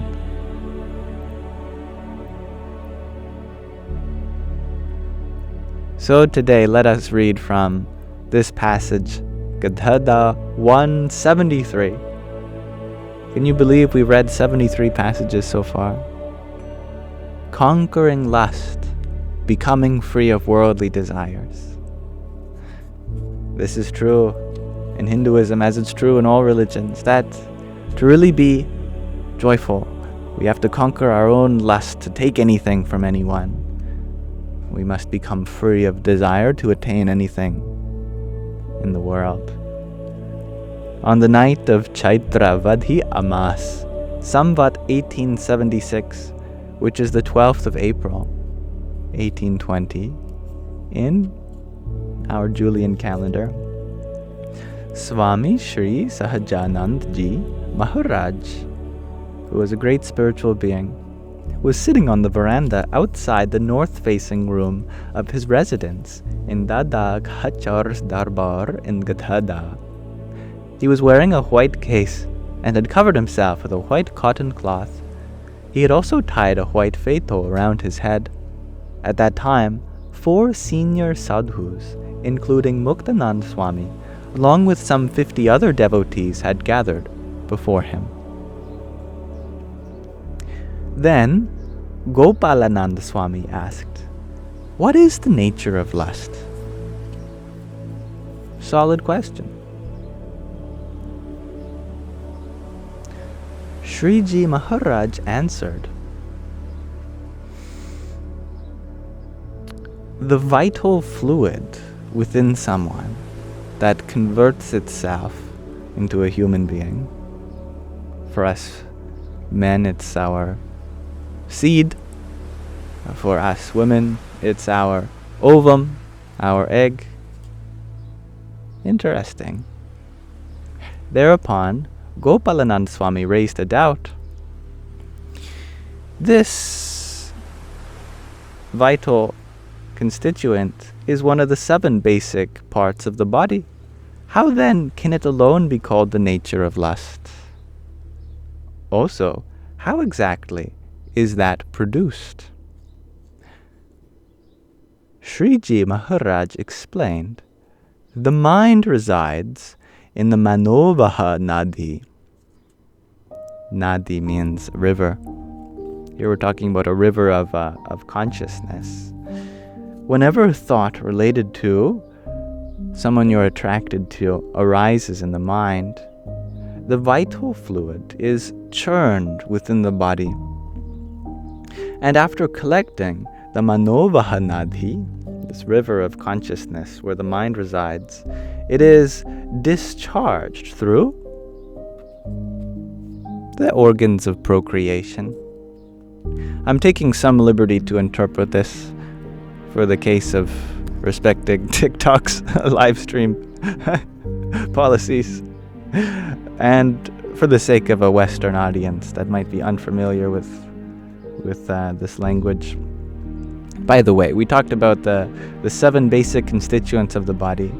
The other 6 are Rakta, which is blood, Mans, muscle, Med, fat, Ashti, bones, Majja, marrow, and Ras, which is just general bodily fluids. So, when we feel attracted towards someone, there is a kind of movement that happens in our vital fluids. Just as ghee, clarified butter, surfaces from yogurt when it is churned by a churning rod.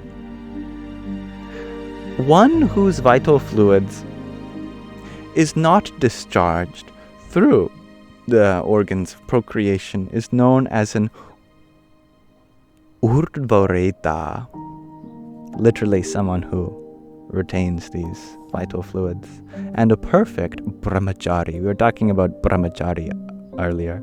A brahmachari means someone who practices brahmacharya, which means exactly this. They are converting the sexual energy, the vital fluids, into something even higher. When Sri Krishna Bhagwan associated with the Gopis, who were his milk maidens, during the Ras episode, he did not allow for the discharge of the vital fluid. For this reason, he was known as an Urdhvareta Brahmachari and had thus conquered lust. Therefore, the vital fluid alone is the nature of lust.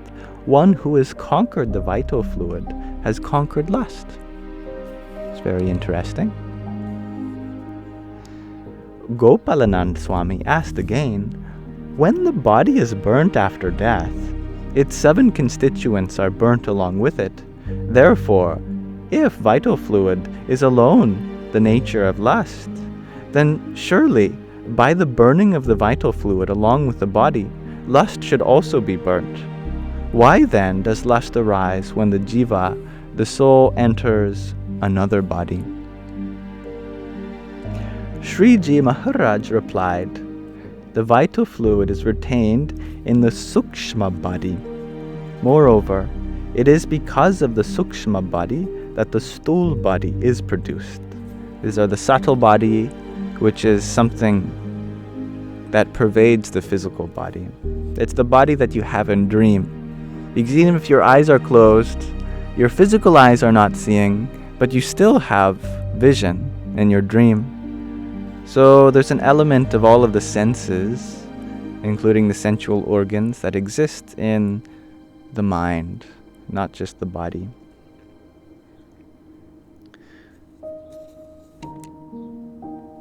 When a ghost, which is mainly composed of a sukshma body, a subtle body, from its own sukshma body, enters into the stool body, the subtle body enters the physical body of another person and associates with someone they're attracted to, that person they're attracted to conceives a child with the help of you by that ghost.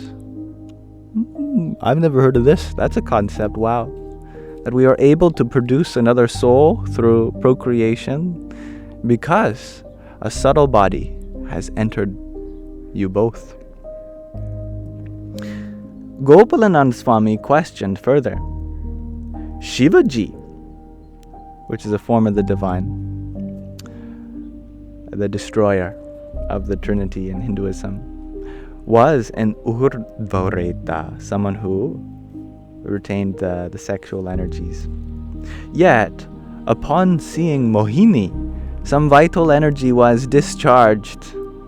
This implies that as long as there is this vital fluid in the body, it is sure to be discharged whenever one associates with someone they're attracted to, in the waking or dream state. So then, as long as there is vital fluid in the body, how can one be called a perfect brahmachari? Shriji Maharaj explained, that can be said to be a fault in Shivaji's yogic powers.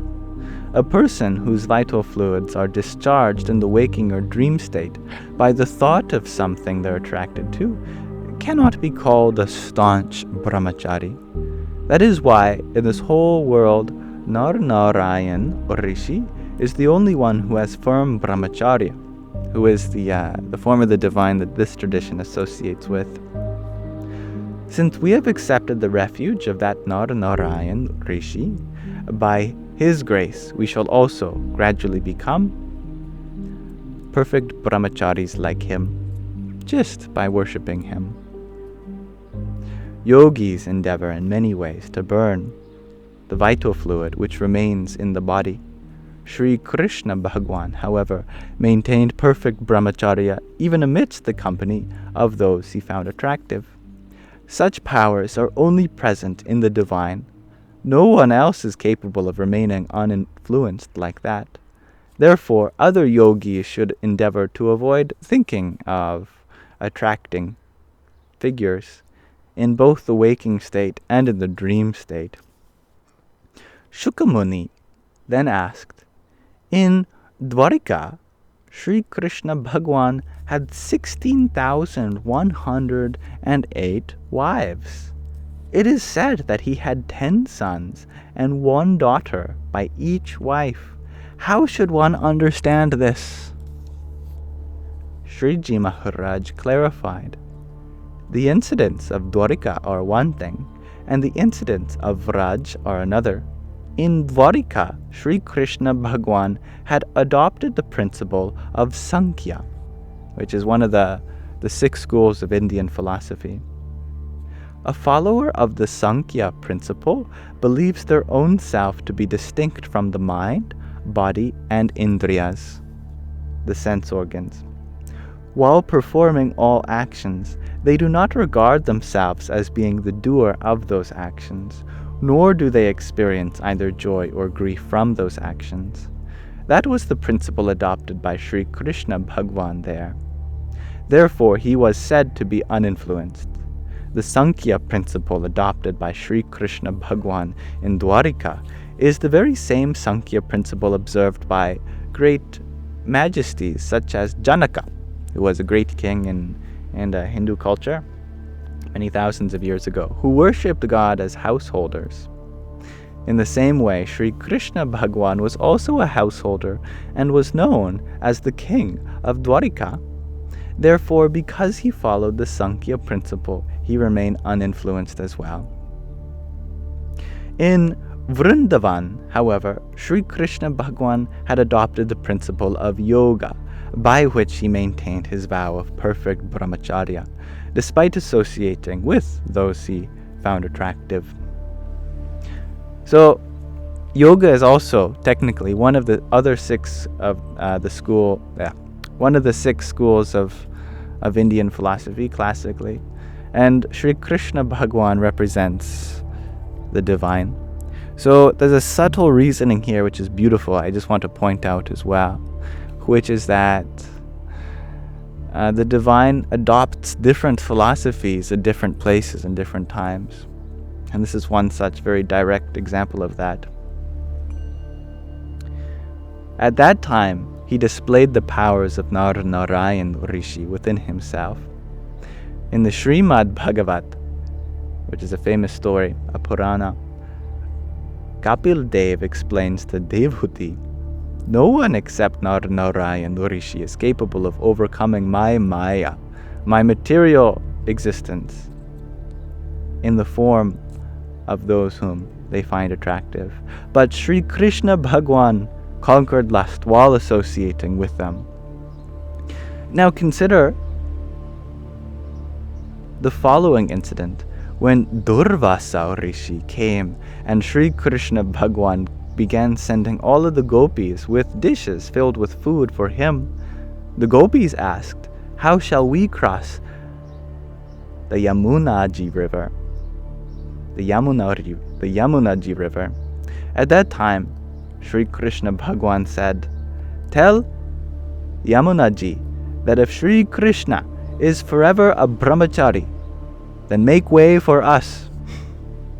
When the gopis told this to Yamunaji, it made way for them. After feeding the rishis, all of the gopis asked him, "The Yamunaji is in our way. How shall we return home?" The rishi then asked, "How did you come?" The gopis explained, "We told Yamunaji that if Sri Krishna is forever a Brahmachari, then make way for us." So it made way for us. But how shall we return home now? Durvasa Rishi then said, "Tell Yamunaji that if Durvasa Rishi is forever fasting, then make way for us." Thereafter, when the gopis said this to Yamunaji, it made way for them. Seeing this, the gopis were extremely surprised. However, they were unable to realize the glory of Sri Krishna Bhagwan or the Rishi. Sri Krishna Bhagwan played with the gopis while maintaining his vow of perfect Brahmacharya, and was therefore still a Brahmachari. Durvasa Rishi also united his Atma, his true self, with Sri Krishna Bhagwan, the Atma of all, the self of all beings. And although he ate all of the food offered by the gopis, he was still forever fasting, because in reality, he had fed all of the food to the divine. Thus, the actions of the extremely great cannot be comprehended. If one looks for followers of the Sankhya principle, one could find thousands. However, to be an Urdhvareta by way of yogic powers is only possible for Narayan. In addition, a true devotee of Narayan can also gradually develop firm brahmacharya by the power of their worship, but others cannot. Furthermore, if vital fluid is discharged through the organs of procreation in the waking or dream state, one cannot be called a brahmachari. Nevertheless, a person who observes eightfold renunciation of those whom they are attracted to is walking on the path of brahmacharya. So with time, by the grace of Narayan, they will gradually become a firm brahmachari. This is a longer passage today. When I was young, I had heard that the vital fluid is also released through one's sweat. So in order to retain my vital fluid, I learned 2 types of jalbasti and also kunjar kriya, which I assume are ways to keep yourself cool. In order to conquer lust, I learned many yogic asanas, postures as well. When I slept at night, I slept in the posture of Gorak Asan to prevent the discharge of vital fluid even in the dream state. To conquer lust, I endeavored so vigorously that my body stopped sweating, and I no longer felt either cold or the heat. Then, when I came to Ramanand Swami, he tried to make me sweat by pasting ava leaves all over my body. Even then, my body would not sweat. So conquering lust is the most difficult of all spiritual endeavors. Nevertheless, a person who has the firm strength of the upasana, the worship of the divine,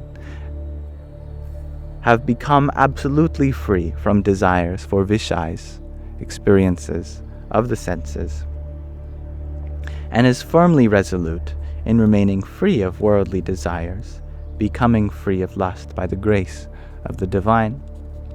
And that's a good question, G to infinity. Maybe we can pause for a second to answer this. You share it's confusing. How can one be a brahmacharya and be married then? One that follows this practice seems to be single. There are 2 ways of following it. One, if you are a sannyasi, which means a renunciant, you live a monastic life. For those who live a monastic life, then indeed, they are single. But the other kind of spiritual seeker is one who still lives with, like the rest, they are a householder, a grihasi, and a grihasi may be married, but they have a radically different perception of their significant other than many people have with their significant other in our culture. Unfortunately, many people look at their significant other as a source of gratification, that they just can't wait to be able to extract some pleasure from them. And of course, there is a beautiful bonding that happens during these times, no doubt. It's also one form of expression of love, but there are even deeper and more intimate forms of love. And I think not many people have explored this possibility. But for a Brahmachari who is also a householder, someone who may be married even, they are constantly exploring ways to have a love with their significant other that's so much farther than just what can be experienced by the body alone. In other words, a man looks at their significant other. Let's say it's a man and woman. The man looks at the woman with a kind of reverence. There's just the divine feminine in front of them. It doesn't matter if you are a man or a woman. If you have the feminine in front of you, then see that as the divine feminine. And if you have the masculine in front of you, then see that as the divine masculine.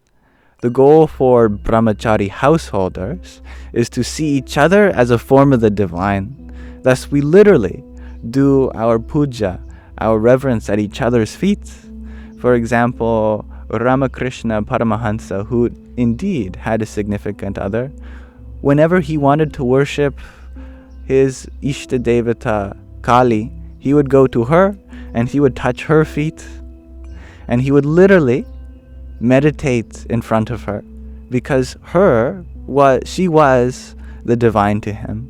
And so he meditated on her, and that is a kind of intimacy that is so precious, that instead of wanting to touch you physically, I want to sit across from you and meditate on my love for you. I want to just hold your form in my mind and appreciate you as the divine. So that is the way in which Brahmacharya works for householders. I hope that maybe clears some confusion. Mind you, it's a very difficult thing to practice, of course. I continue.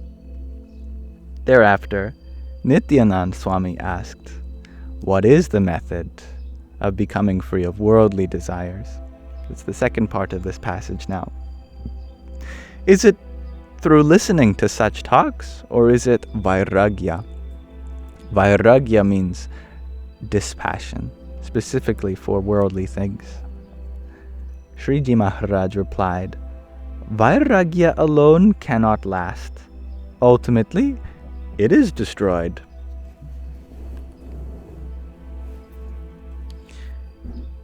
It's no doubt that as we become more aware of ourselves and others, we see a growing sense of suffering in the world. We become very much displeased with the world in this sense. So we kind of make a cocoon for ourselves with dispassion towards the world. But eventually we emerge from that cocoon and we have love for the world the same as it's dissolved, because the world too is an expression of something higher. Therefore, after developing knowledge of the Atma, the true self, and through jnana, through knowledge, wisdom of divine form, one should think, I am the Atma, the true self, characterized by eternal existence, consciousness, and bliss, Sat Chit Ananda. Whereas the body and the Brahmanand, even the whole universe, are mayic, material, and perishable. Everything in this world comes and it goes. How can they compare to me as the true self, which cannot be that which perishes? Moreover, my Ishta Dev, the personal form of the divine, is Purushottam Bhagwan, the all-high and the all-personal, who transcends even Akshar, the supporter of countless millions of Brahmanans, universes. I have firm refuge of that source. Vairagya, cultivated from such thoughts, is said to be compounded with Gyan, with knowledge. It is this Vairagya that is never destroyed. For example, a burning flame is extinguished when water is poured over it. However, the Vadvanal fire that rests in the ocean cannot be extinguished even by the waters of the ocean itself. Similarly, Vairagya compounded with Jnana is like the Vadvanal fire, and the fire of lightning.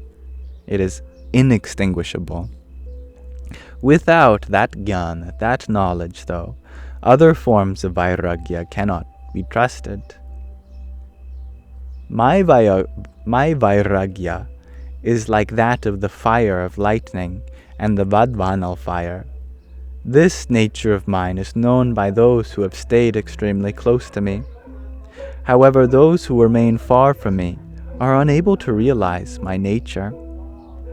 Furthermore, this Mulji Brahmachari may appear to be naive, yet they thoroughly know my nature, realizing Maharaj is as aloof as Akash, as space. He has no prejudices against or in favor of anyone. Because they know my nature as being so, they possess virtues like those of the divine. Moreover, the Antaryami, the indweller of everyone, the divine, residing within all, explains to the minds of all such people, there is no fault whatsoever in this Brahmachari. The means of acquiring such virtuous qualities are as follows. Whoever believes the great Purush, person, to be absolutely free of flaws becomes totally flawless themselves. If, however, a person perceives flaws in the great Purush, person, that person's intellect becomes polluted, and enemies like lust, anger, etc. all come to dwell within their heart. As a result, the heart of that person who perceives fault in the Satpurush, in the true person, is gravely troubled by disturbing thoughts. Although they may practice satsang, associating with spiritual people, they never ceases to be unhappy. Those who are wise realize all my characteristics by staying close to me. They realize Maharaj has no affection for any object in this world that can arouse infatuation. Wealth, people, ornaments, food and drink, etc. In fact, Maharaj remains dejected from all these things. When, out of compassion, they allow some person to sit near them or talks to them of jnana, of knowledge, it is purely out of compassion for the liberation of the jiva. On the other hand, those who are goofballs, whether they stay near or far, cannot understand my nature as such. These discourses can only be understood by a person who has Atma realization, self-realization, who, beholding the form of the divine within their Atma, their self, offers bhakti, loving devotion to the divine, and who does not forsake the worship of the divine even after becoming Brahmarup. And this is a subtle point too, that enlightenment isn't the end of bhakti. Some say that it actually begins there, that once you enter into a space of unabiding or unending peace, joy, that's when your love really ignites. Therefore, after developing Atma realization, self-realization, and understanding the glory of the divine form, no desire for any object remains. Once worldly desires are eradicated, a person may experience pain and pleasures according to the prarabdha of their body, their destiny. But the indriyas, the senses, no longer remain sharp. The indriyas are the spokes of the Manomaya chakra. They become blunt only by the complete realization of Brahman, the ultimate reality, and Parabrahman, who transcends Brahman. For example, if a person whose teeth have become very sensitive as a result of sucking lemons has to chew some chana, lentils, they could never chew them. If they were extremely hungry, they would at most swallow them, but they would be unable to chew them. Similarly, a person who has thoroughly realized the glory of the divine and the Atma, the true self, feels no joy whatsoever in any of the pleasures of the Vishayas, the sensual experiences of any realm, even in heaven. While the prarabdha, the birthright of the body persists, they may indulge in food, drink, and other objects, but they would do so in the manner of a person with sensitized teeth swallowing whole chana. To eradicate worldly desires, however, indeed is an extremely difficult task.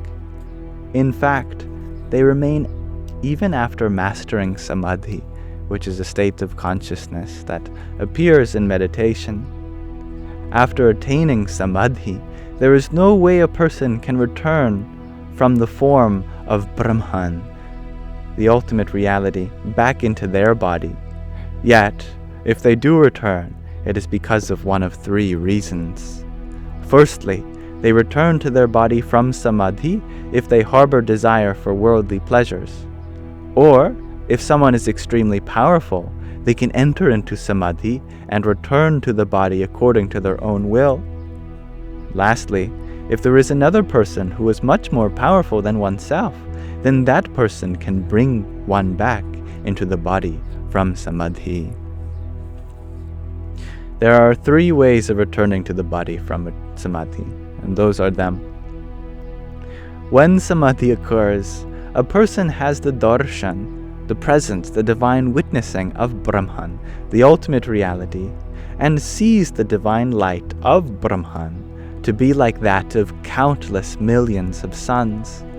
If, at that time, that person does not have much understanding, they regard the form of the manifest Purushottam Bhagwan to be inferior and believes Brahman to be superior, thereby committing a breach of upasana, of having reverence.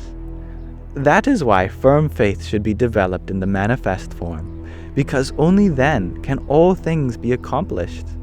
I have also firmly resolved that in anyone who sincerely surrenders their mind unto me, and does not allow even the slightest barrier to remain between us, I shall not allow any flaw whatsoever to remain. That is the power of a spiritual teacher such as the speaker here. Sorry, not me, the speaker in the book. Thereupon Muktanand Swami asked, "What are the characteristics of a person who has surrendered their mind, and what are the characteristics of a person who has not surrendered their mind?" Shriji Maharaj replied, "If a person who has surrendered their mind to the divine is unable to be present while the talks of the divine are in progress, or for the darshan, the divine witness presence of the divine, they experience intense remorse in their heart. Whenever they listen to the talks of the divine and do the darshan of the divine, their love for the divine continuously increases, but never does their mind recede from those talks and darshan.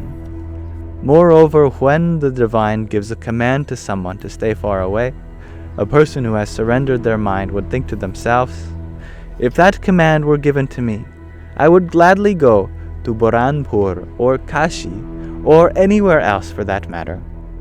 A person who remains happy living according to the wishes of the divine in this way is near to me, even if they are 1,000 miles away." Last paragraph. On the other hand, a person who has not surrendered their mind in this way is as good as being hundreds of thousands of miles away, even though they may be staying very close to me. In fact, I am afraid of giving advice to a person who has not surrendered their mind to me, as I fear, will they accept it positively, or adversely. These are the characteristics of a person who has not surrendered their mind, and of a person who has not. Who has and who has not. Okay. Wow, that was a long one, hey? That's okay. I'm always happy to read these with you. So thank you for listening. That was a great one today. Thank you for saying that. I'm happy that you are all patient as we read. That was a lot to absorb and learn. I agree.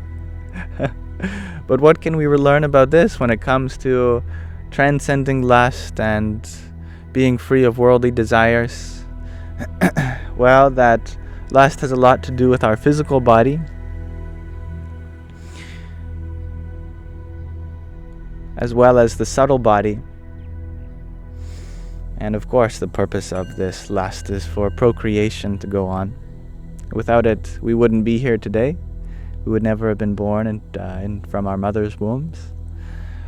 But also, this practice of Brahmacharya, of the way of the divine, of transmuting this sexual energy into something higher, is one of the most rarest forms of spirituality, but a very potent one. And when it comes to worldly dispassion, vairagya, compounded with the knowledge of the divine, one can transcend the desire for anything in this world.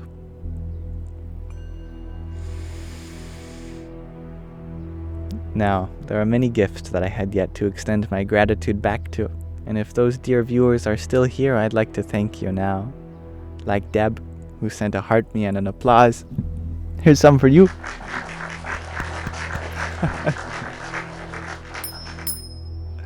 And Toti B, thank you for your baker's dozen worth of roses. Hare Krishna. Ben Penguin, you sent a cloud bread, an ice cream cone, a GG, a gimme the vote, and another cloud bread. Now I can make an ice cream sandwich.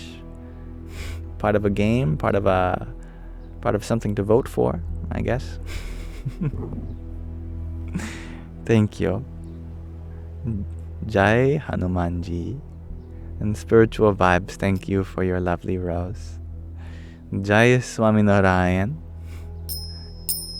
John Simon, thank you for your heart meat, your ice cream cone, and a TikTok.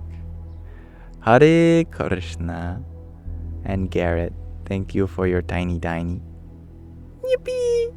Your heart meat, your trio of team bracelets, and for sending a subscription to Joybird. That's very kind of you. I appreciate your selflessness and extending your generosity to me through someone else who you feel might benefit from having a kind of established connection here, and that fills my heart with purpose. So thank you. And thank you for your additional tiny diny. Yippee! And thank you, John Simon, for your rose. Om Namah Shakti Shivaya. And Woo Woo, thank you for your heart me. Hari Om Tat Sat. And thank you, Lena, for your hat and mustache also. Radhe, Radhe. User 224, you were wondering what my thoughts were on when the speaker said he could adversely impact one who does not surrender. I don't remember that part. Maybe you heard it differently than I did. The way I heard it, it's not about punishment for those who did not surrender. By the way, he's speaking to those four great munis and as well as great devotees. The context at the start of each passage is very important because it tells you exactly who he's talking to. He's talking to his devotees. These are people that have taken refuge in him. They've told him very clearly, "You are my guru." And as a guru, you have a responsibility. If someone comes to you and they say that I am coming to you for happiness, then this means that you must do everything in your capacity to help them. Yes, I understand. Well, if someone's coming to you for advice, then the criteria for giving advice is that you have to listen to it, right? Because I'm not going to give you my advice if you throw it away. That's, I think, the message here. And if you are thinking in one way that's contradicting the way that I'm thinking, then how can we be in alignment? I'm reminded of the story of 4 ways not to go to a well. The 4 ways not to bring a jug. Don't bring a cracked jug. Because if you go all the way to the well and you bring a cracked jug, by the time you come home with water, all of it will have seeped away through the crack. Don't come with a jug that's upside down. If you bring with a jug that's upside down, then it doesn't matter how much water you pour, none of the water is going to go inside the jug. Don't bring a jug that's dirty. If you bring a dirty jug, then you'll fill it up with water. But when you get home and you take a sip, you'll think, man, that water's bad stuff, man. Don't drink from that well. And don't bring a jug that's already filled with water. What's the point in going to a well? What this means is that if your jug has a crack in it, this means that your attention is somewhere else. That if you're here to learn, then give your full attention. Because otherwise, by the time you go and do whatever else you want to do, all of the water will have leaked away through the crack. You won't have retained anything. There was a leak in the awareness. Don't bring an upside down jug means don't come ignorant, that you're not listening to anything. Go only to those places where you want to listen. If you find yourself in a position where you don't want to listen, don't be there at all, you know? Don't bring a jug that's full of dirt. Because if you do, if you bring your own opinions in and mix them in, then that might not mix well. Sometimes what we bring needs to be left behind so that we have a freshness to carry what they share without any distortion, without any bias, without any interpretation. And don't bring a jug that's already full. This means don't come with your mind full of the idea that you already know everything, because there's always something to learn, right? I believe it's in this way that the speaker, Swami Narayan, was asking for his devotees' full attention, because he wanted them to have a jug that had no leaks, that was upright, ready, clean, and not already full, so that they can benefit from it. Otherwise, how will there be purpose in them coming there? Okay, I hope that makes sense. Aw, Sandy's looking at me. He's walking back and forth. Oh, there's my sister.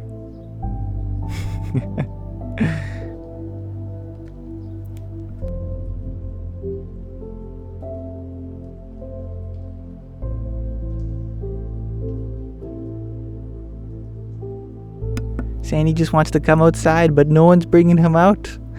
I guess I'll have to be that person. But there's shipping tax. Shipping tax means that Sandy has to say hi to all of you. I'll be right back.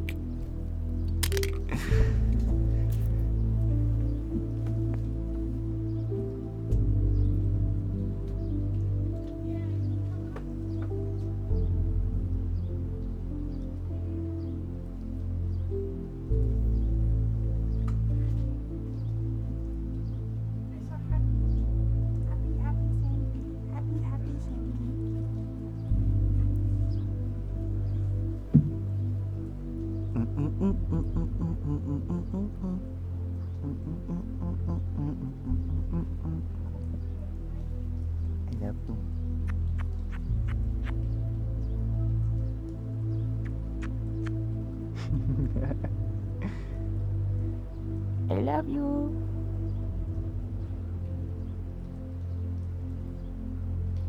Okay.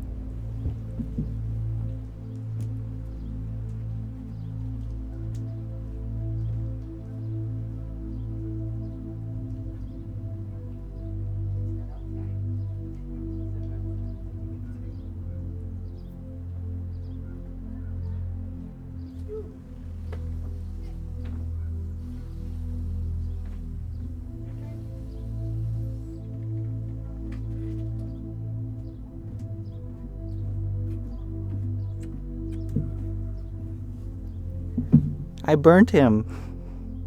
I'm just kidding. This is his brother, Shadow.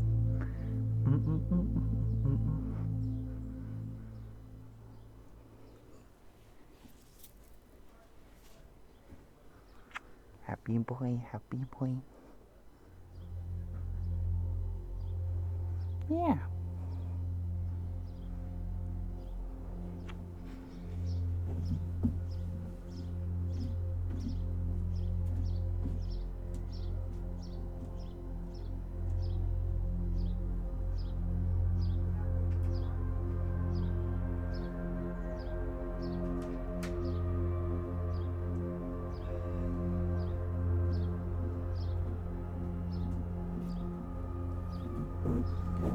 Bada bing, bada boom, bada bum.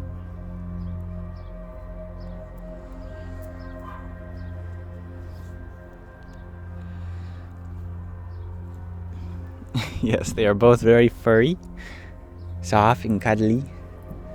They do a great job grooming themselves. And my sister takes good care of them also, in that way. But they do have very soft fur. And they smell great. I've never had cats that just smelled so awesome before. Just one sniff. And you're in bliss. Lando, you got your little fluff nugget in your lap too. Your fluff nugget. I like that. Woo woo, you share that you treat your pet like a living god. Me too. So did the Egyptians. And user 224, you sleep with your two cats. Aw, that's so cute. Hello, Mr. Mate. I am feeling well, thank you. And thank you, Lena, again for your hat and mustache a few minutes ago. Hari Om Tat Sat. Meow.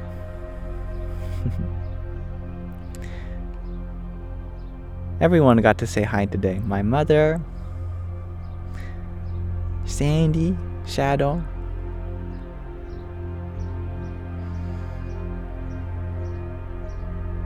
I love that sovereign. Everything is a physical representation of possibility. Cats are God. Well said. And Babblefishy, you share that your cat was a street cat, and she's always so sweet and grateful. Aw, I love that. Dr. Ginny, you missed my sweet mother? Oh, well, that's what the recordings are for. You can always go back and see her. Lando, you share lol, yeah. You want to talk about devotion? Try waking up at 3 a.m. every night to pour milk. That's devotion indeed.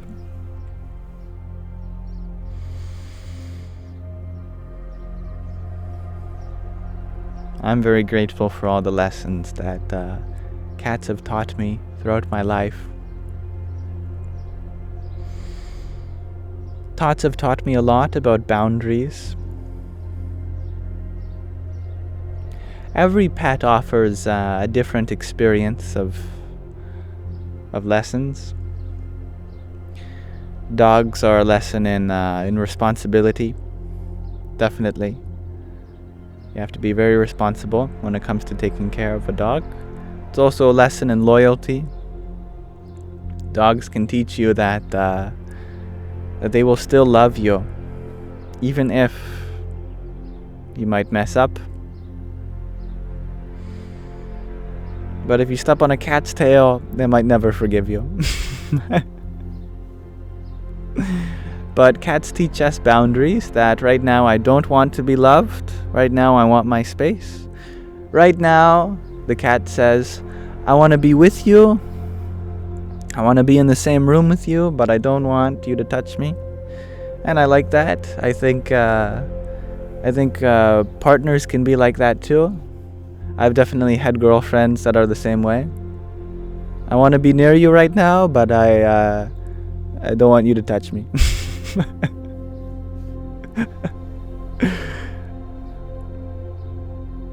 I think cats are like girls in a lot of ways. Dogs are like boys.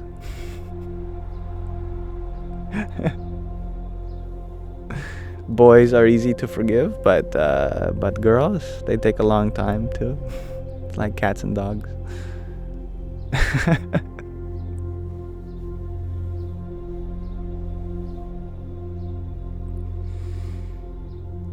Kathy, you share that you love your 2 dogs and your 1 cat. I'm so happy to hear that you have both. Woo Woo, you had asked, would a martial artist / guru teaching a person with a bad mindset bear the responsibility of the student's actions? If they're a good teacher, absolutely. A teacher bears responsibility for their students, even if it is 100% the students who made the mistake. The teacher still accepts that as their own for a lesson of humility. Like, for instance, if your child gets in an accident while at school, it's the teacher who apologizes, even if it was the kid who convinced another kid to jump off a table because if you believe you can fly, that's all it takes, and they ended up hurting their elbow. A good teacher would still apologize that such mistakes happened under their provision. Because when a teacher accepts you as their own, they accept you for all you are. Your mistakes are my mistakes, so we can learn this lesson together.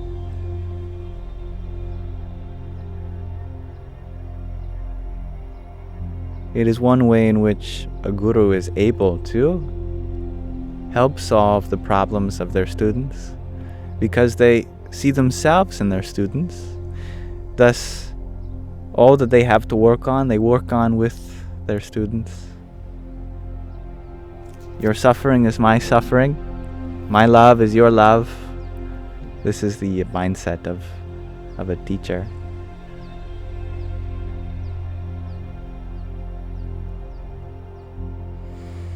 Hello, Renvox. I am feeling well. Sovereign, you share that you also literally used to think dogs were boys and cats were girls. Well, that's why the dog is also always chasing the cat, right? It's always the boys running after the girls, isn't it? Give them a break.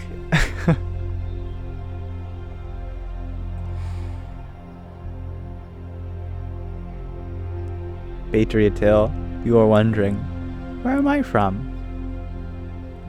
I am from Canada, and I am 22.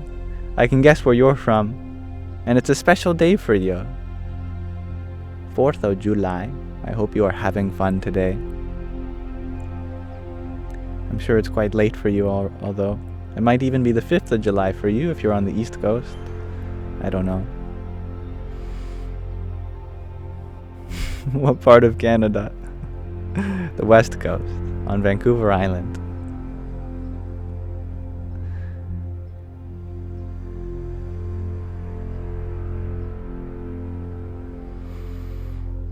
Adam Bell, you ask, what makes me mad? What makes me mad is always something that I take responsibility for. Because if I say that anything outside of myself makes me mad, then that means I'm giving them the privilege of affecting my happiness. So For me to be responsible for my own emotions, this means that I cannot say anything outside myself. Wherever there is a source of some feeling, I am responsible for that. All I can do is forgive myself when I make myself frustrated.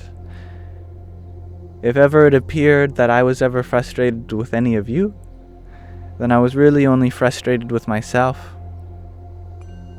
All of my frustrations are my own responsibility, and never anyone else's.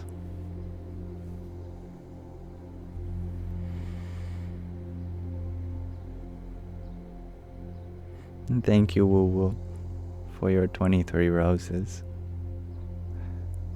Hari Om Tat Sat.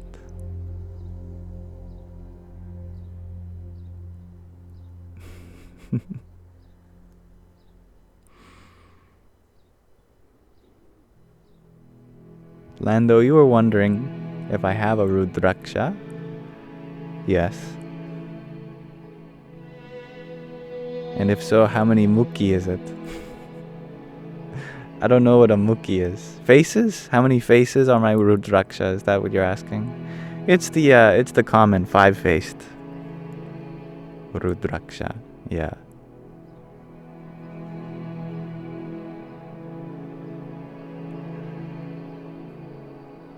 I didn't buy it for myself. I bought it for Shiva. Since I have a murti of Shiva, I wanted to surround him with his own tears. Rudraksha. Rudra's tears. As a devotee of Krishna, I use tulasi, the wood that is cultivated from the tulasi plant here, for my mala. But I've since then used my breath as my mala. That I wanted to do my mantra with each breath, not just every bead. And so I renounced my mala. And I later came to know that that's actually something that happens as prescribed in the Upanishads. That when a seeker is ready to chant with every breath, then they will use their breath as their mala. And when I read that, I was like, ooh! Must be a samskara from a past life. You'd be surprised how many rituals you do that are actually in ancient scriptures, which goes to show that you all must have been great yogis in your last life.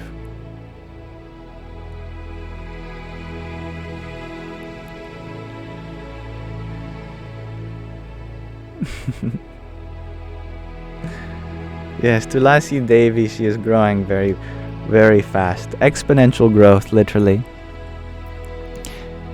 See, I don't know if you can see.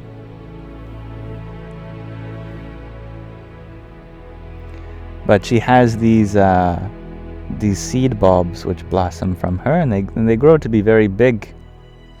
And you have to pick them. Otherwise, she uses up too much energy and she leaves her body. But every time that I pinch them off, like here, in a single day, 2 other offshoots will grow. I believe under these leaves, for example, you can see that now there is another bulb growing on this side, and I can't remember which one I just picked up, but on the other side, there's also, in between those leaves, by my thumb here, there's now a little bulb growing in there. So every day the number of little bulbs I have to pick up from her doubles, which means she doubles in how many branches she has every day, which is amazing. I started with like 3, now I have like, I don't know, like 64 or something.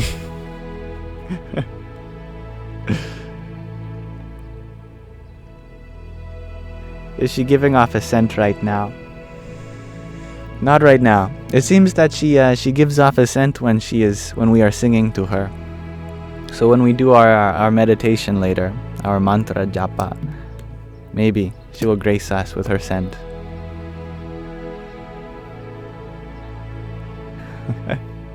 And woo woo, you ask, why do your plants with premium soil keep dying? while some grow out from bricks.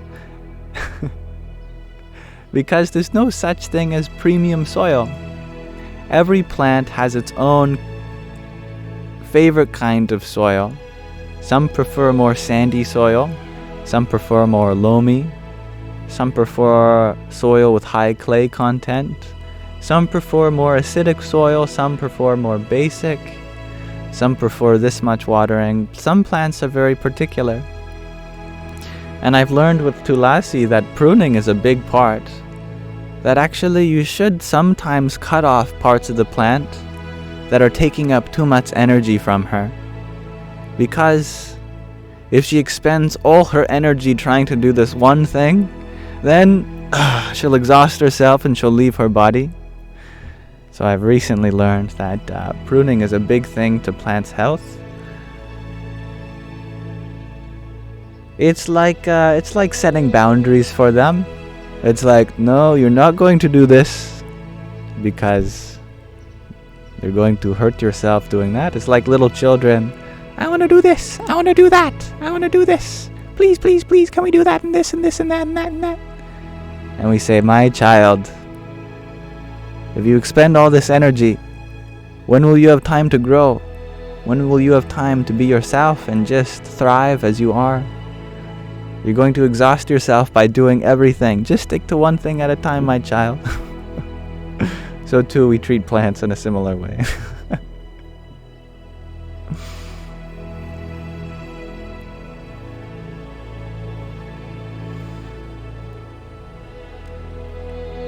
And user 224, you asked the question earlier. What was my thoughts on the Myers-Briggs and ascribing archetypes to oneself? Humans are special in that they are always evolving. Who might be more introverted at one time might be more extroverted at another time. Myers-Briggs, from my understanding from a girlfriend of mine in the past who was a psychology student, she would go on for hours talking about how much she hated the Myers-Briggs, and I listened to her every word. She would say that the Myers-Briggs test was created by a sham psychologist and that it was used by people in the workforce to increase productivity under capitalism. And so we group people under 16 categories only to marginalize them and have them feel like they are working in a place that's meant for them. And I'd go, wow, you really don't like this Myers-Briggs test, hey? And she's a psychology student. She's a very good one, so I respect her words. I don't know much about it myself, but I listen to her. She taught me that in psychology there is currently only one accepted model that's used to help describe where people are at, and that's the ocean model. That's openness, conscientiousness, extroversion, agreeableness, and neuroticism. These 5 aspects are measurable. But they're not used to categorize a person. Because nobody fits into any box. There's not 16 different types of people. There's 7 billion different kinds of people, right? And so many more to come. You could rate this score at this time, but it could change over time, and it's also a spectrum. A spectrum means that it's continuous. Spectrum means that you might not be introverted or extroverted. You could be 60% this, 40% that at this time, but it's blurry, it's fuzzy. We like to categorize ourselves to make us feel unique, but we don't have to.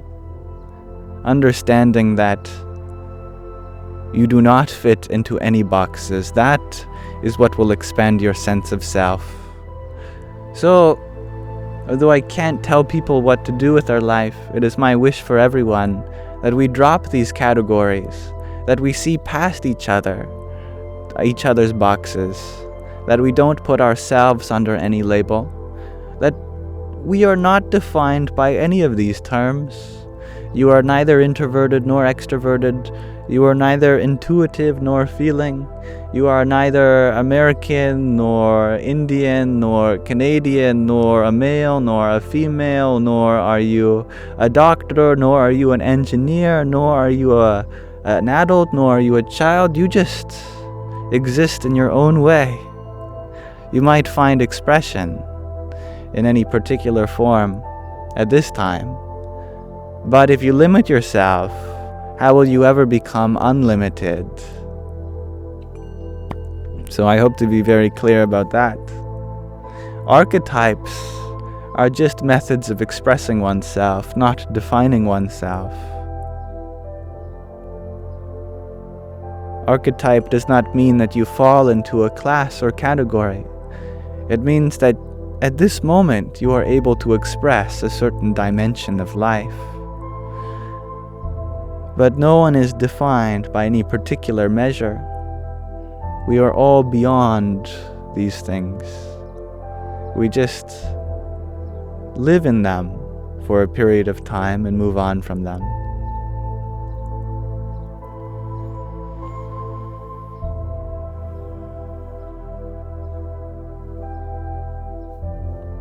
I like your mantra, Max. Om Mani Padme Hum.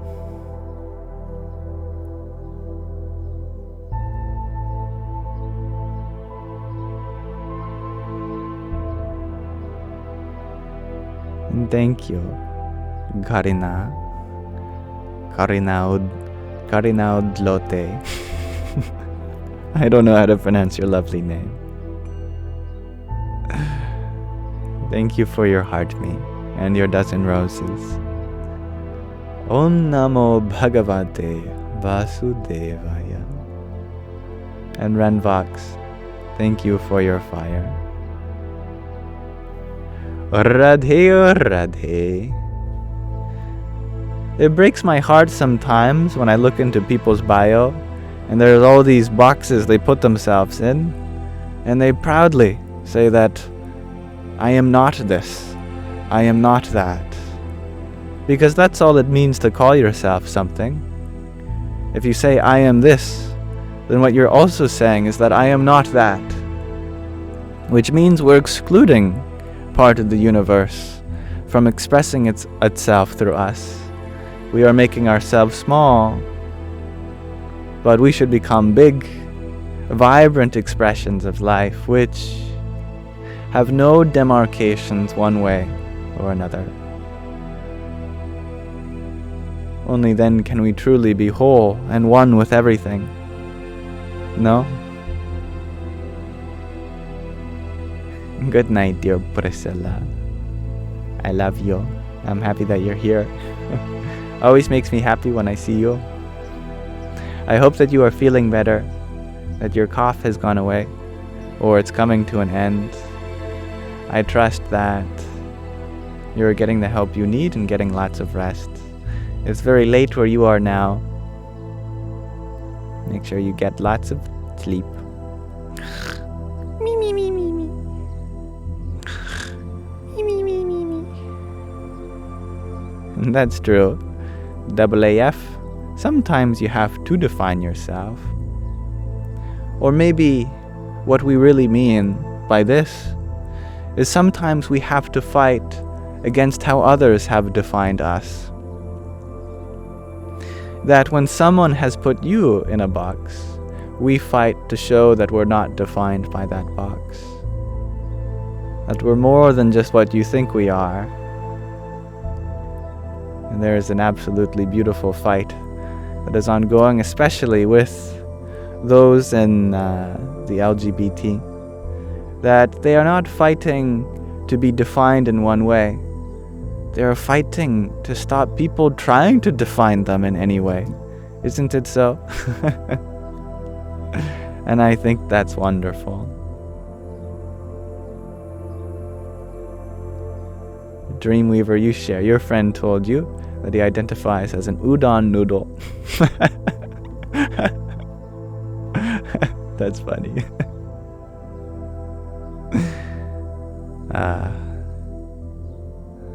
Abdullah, you ask, am I an LGBT ally or straight up fruity? Well, I love fruit. Juice. Doesn't matter what kind of juice. If there's a sweetness in it, then I am only grateful to have the taste of it.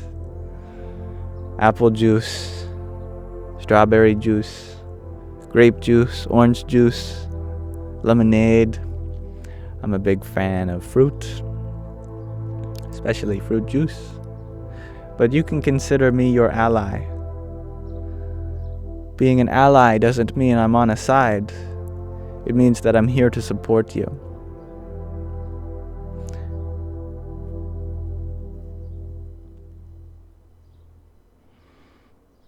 And thank you, Lena, for your trio of roses too. Om Namah Shakti Shivaya. Renvox, you ask, is there something that truly puzzles me? Everything truly puzzles me. See, I look at my phone and I think, how has so much technology been able to fit in this box? I look at the sun and I think, just how? Is there something so big, full of light?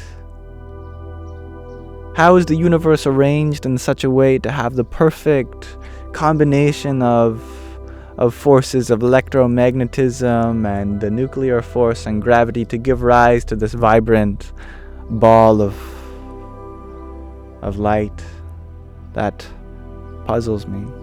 I think about how all of the choices must have been made for evolution to go in a certain way. How mitochondria and chloroplasts developed.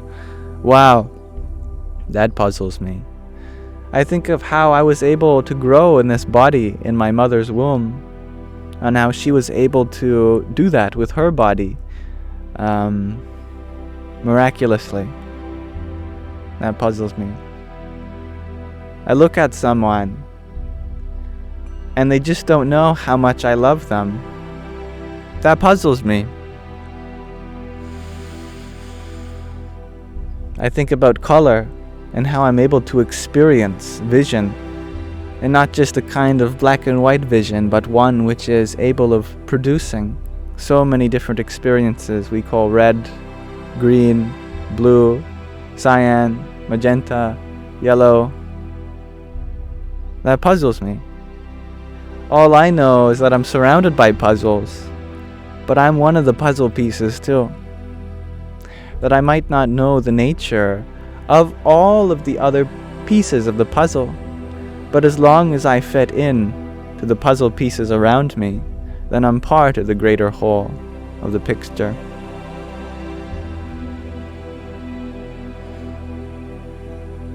Thank you, Hattie, for your finger heart. It's nice to see you here again. Om Gam Ganapataye Namaha.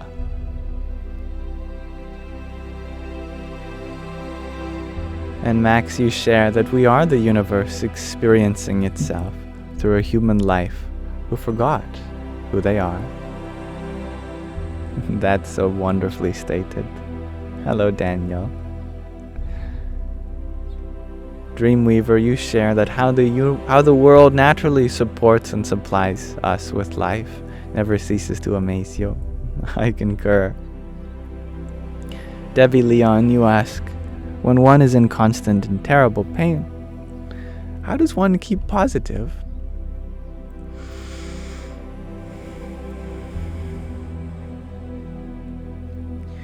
How we speak about our pain makes a big difference. A big difference. We could call it terrible pain, but what's stopping you from calling it terrific pain? You could have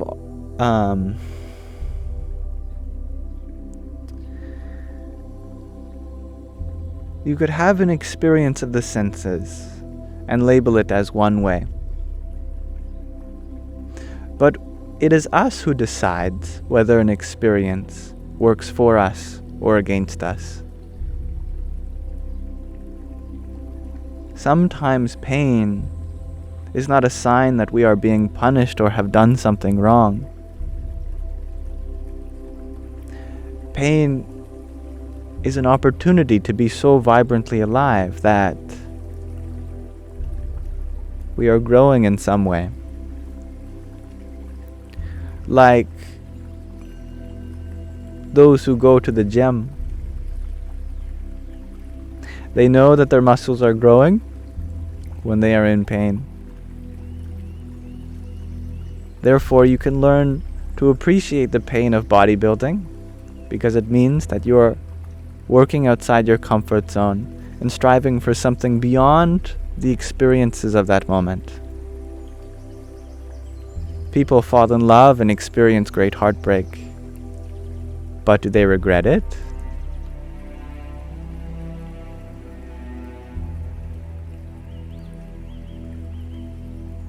Of all those who have ever cherished true love, they all agree that it is better to have loved and lost than to not have loved at all. So there is pain there in love also. How much pain would a parent go through in order to carry their child out of a burning fire, or walk over broken glass or hot coals? Sacrifice means that we're willing to let go of our momentary pleasures for the pursuit of something much more enduring. Of course, in the case of chronic pain or ailment in other ways, it's different. But that doesn't mean there's not something that you're gaining from this experience also. For example, some of the most happiest people I know go through such terrible pains on a day-to-day basis, but they've learned to become unaffected by what their body tells them. They take care of their body the best they can, but they don't let it take their happiness away.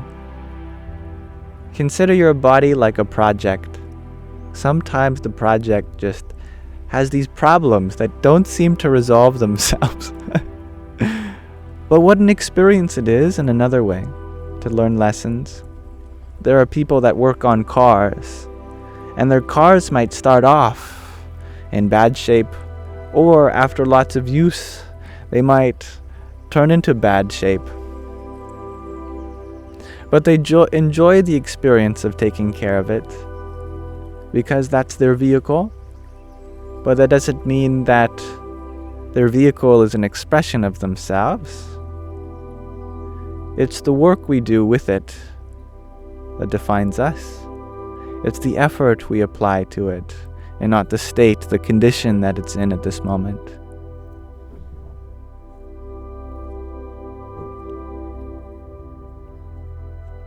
Dr. Ginny, you share that you have chronic pain, and all this time you thought it was normal, that everyone hurt all the time. I don't mean to laugh, but that is a very sobering realization. In some ways, we do, of course, but it's apples to oranges. Bodies, it's often rare that a body feels truly great. Almost every day, the average person has to walk through having a headache or bad knees or a stomach ache or a sore neck, or, at any given moment there's something with the body that it's telling us to let go of our attachment to it, to do as best you can in spite of what experiences occur to the body, to the mind. Experience on the level of soul is what is most important. But those with chronic pains just experience that with even more intensity.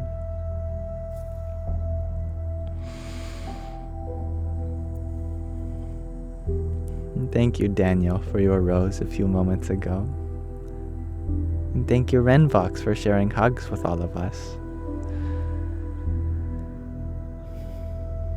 Om Dum Durgayai Namaha. Thank you, Lena, for your 14 roses too. Hari Om Tat Sat.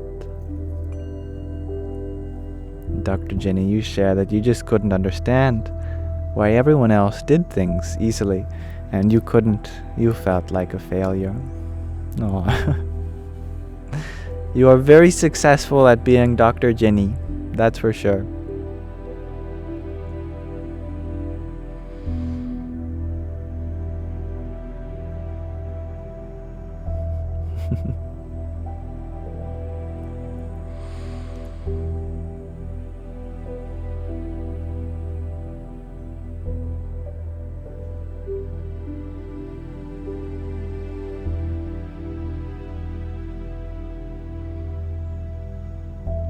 Sandy, you had shared that you're looking forward to God's kingdom, to bring righteous conditions, alleviating us from sickness and death.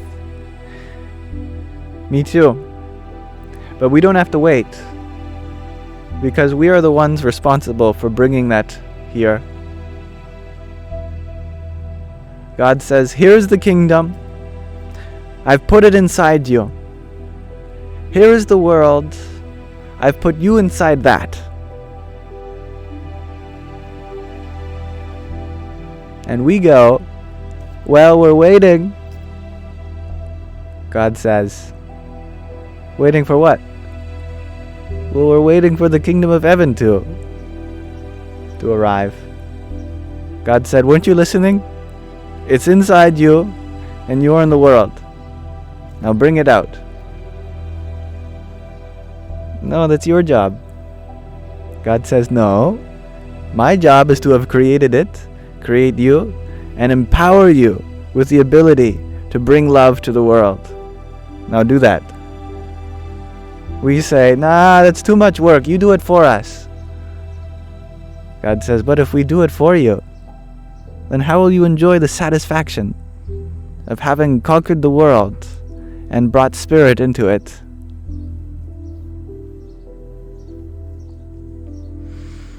Just as we say in the Lord's Prayer that I do every morning. Our Father, who art in heaven, hallowed be thy name. Thy kingdom come, thy will be done, on earth as it is in heaven. And just as Jesus says, the kingdom of heaven is inside you.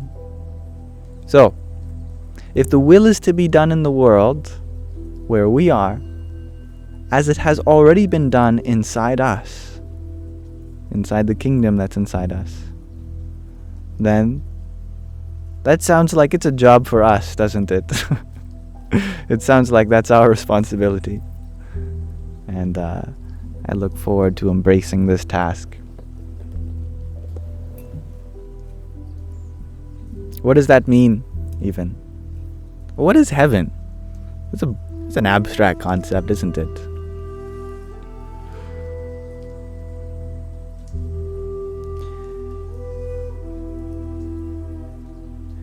In the Hebrew Bible,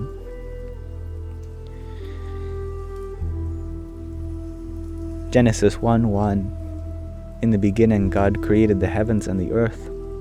The word for earth also is used for the word which means the element earth, like the 4 elements: earth, water, fire, and air. But actually in Genesis 1:1, 2 other elements are mentioned. But we don't get the English translation of that coming across. It's water and air. You might be wondering, what word in Genesis 1:1 in the original Hebrew translates to heaven? And that's water and air. So in the beginning, God created water and air and earth, 3 of the 4 elements. The G's element. That's funny. Why? Why is there this strange reference to 3 of the elements? Well, what's similar about water and air? If you're a student of science, you'll know very quickly. These are fluids. And a fluid is defined by having taken the shape of its environment. You know if something's a fluid when you put it in a box and it fills to be the shape of that box, like water, like air. Earth, on the other hand, earth is definite. It's solid. Earth is earth. You can put earth in a box, but it's still the same shape that it is. You can put some dirt in a box, and it's going to be in the same shape when you open the box later.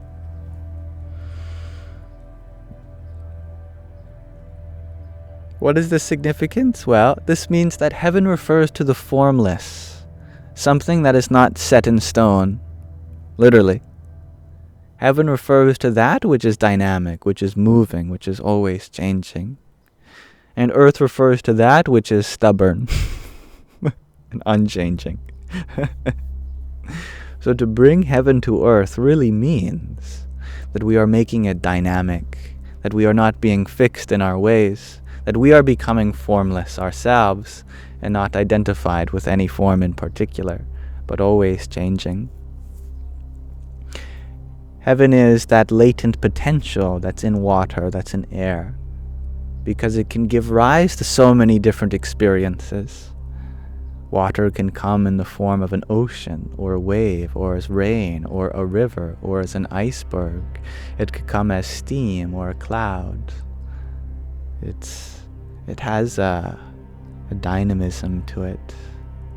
Air too. Air can be thick or foggy. It can be cold or hot. It can move like the wind. It is the source of breath. That is why we picture heaven in the clouds, right? Because that's the element of air. But all this symbolism has a practical meaning when it comes to what we do here. And that's right, this guy. Bruce Lee was famously quoted as saying, "Be like water. Water flows. Water is formless." It's the very same meaning. That we are tasked with bringing the kingdom of heaven here. Why?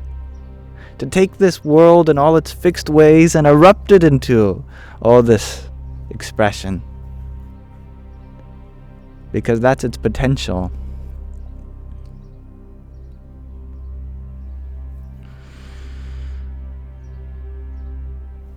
And I love that connection, redhead rage. The Chinese say that Tao is like water, the Tao of Taoism. It's beautiful, beautiful connection. Air and water makes a cloud. Ah, well said, Marcia. What a great connection.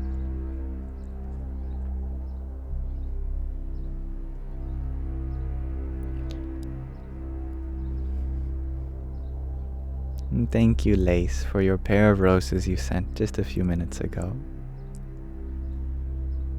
Hare Krishna. And thank you, Renvox, for your disco love. Om Namo Bhagavate Vasudevaya. And BYV Fragrance, thank you for your rose also. And thank you, Babelfishy, for your rose. Where are my ding-dings?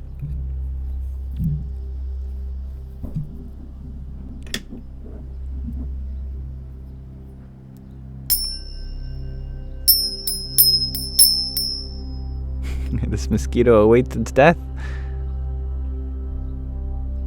I allow this mosquito to be here. This mosquito is merely trying to find its way. I believe that life should thrive without the sacrifice of another's happiness. And if by my choice I decide that this mosquito cannot take my happiness, then no matter how itchy I am, I know that that mosquito was fed, had some food in its mosquito tummy, and by the time I'm done feeling itchy, it probably will have died. But the very same consciousness in me is the same consciousness in the mosquito. Both are an expression of life. The reason mosquitoes exist is to test us. The universe gives mosquitoes into our life and says, hey, would you squash another life form just for the sake of your comfort? Well, we don't have to live like that.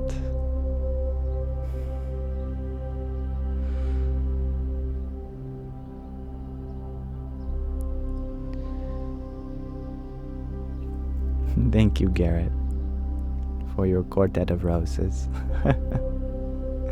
Hari Om Tat Sat. That is profound. I think it is very simple. Can we get a close-up on the mosquito? I guess so. What side is it on? Is this side? Oh, it flew away. Mosquito says, I don't want my attention on me. I don't want your attention on me. Got nervous. Oh, there's another one. He's back.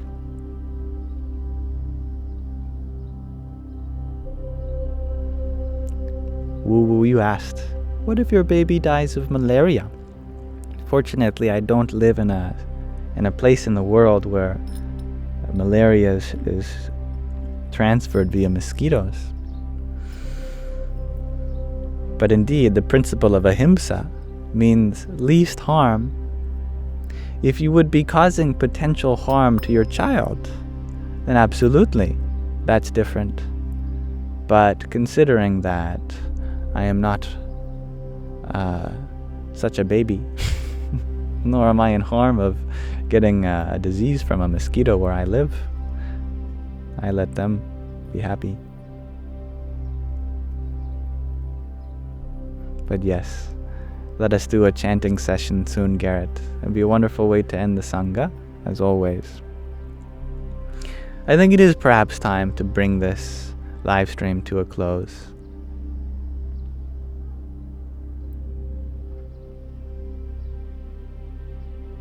And that's a great expanded definition, Lando. Ahimsa means least harm you can foresee. I like that. Hello, spaghetti on a plate. Welcome back. Thank you, Garrett, for your 14 roses. Hari Om Tat Sat. Yes, I love you, Gaia. You never have to ask.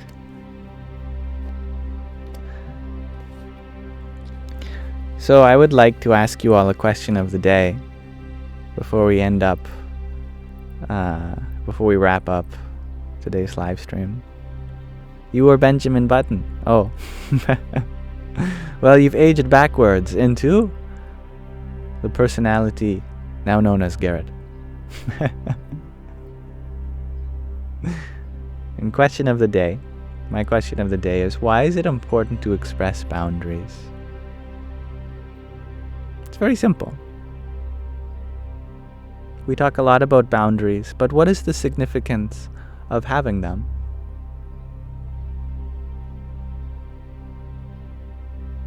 The Bible you share to achieve balance.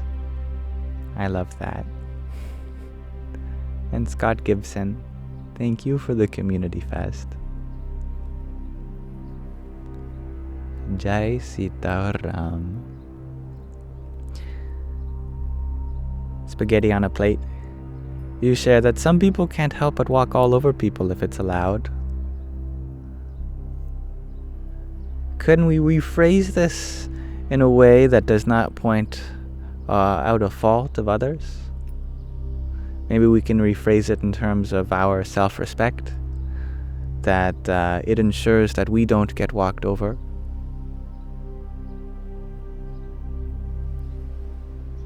I think this would be a more positive way. And Gab, you're wondering, can we do some respiration exercise? Well, I have already prepared a mantra for tonight, but I tell you what, tomorrow's meditation session we can do pranayama, some breath work. And maybe you'll be there for that. Otherwise, I will upload the recording of it as always. Magdalene, you share they proclaim the significance of wanting the presence of others to remain in our life. I love that. That's beautiful. Boundaries are not about taking the other person out of our life. It's actually about increasing our relationship with them in other ways.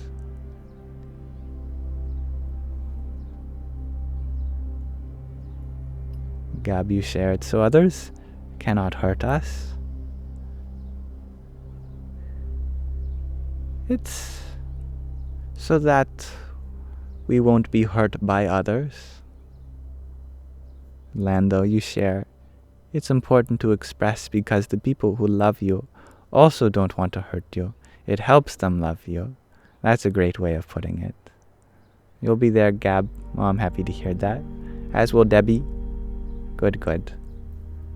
And Garrett, you share, boundaries are a form of self-love, and it is a way to show others how you wish to be cared for. That is a wonderful way of putting it. Indeed. And good night, dear Crossfires. Luke, you share that boundaries protect emotional states and energy reserves. One can be boundless while observing them. That's beautiful.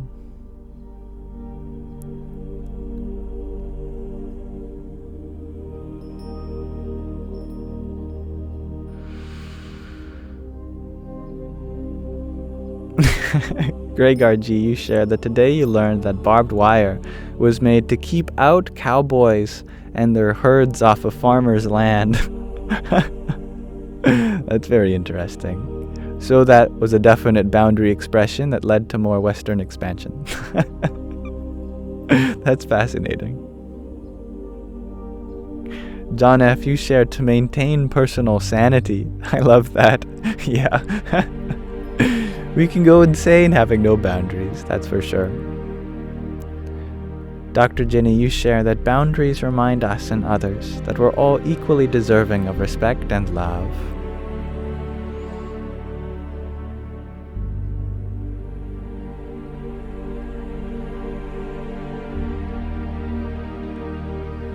Spaghetti on a Plate, you share that it shows an example of what self-respect looks like. And you apologize for feeling snappy. Oh, you don't have to apologize, don't worry.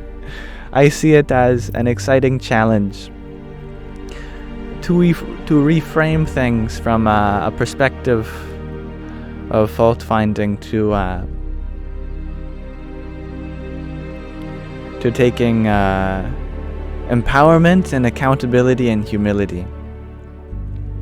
Humility might make you look like you are kneeling before others. But the lower we put ourselves before others, the higher we put ourselves with the divine.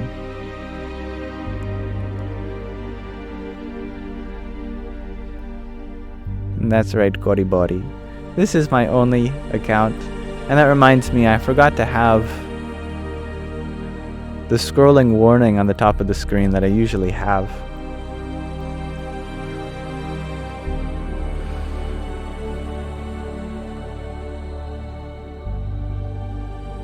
And Courtney, you share it's to protect yourself and your energy. Jessica, you share it's helpful for us to be in alignment with ourselves and the love we deserve. And Woo Woo, you share that it's a practice opportunity to stand up for oneself. Very true.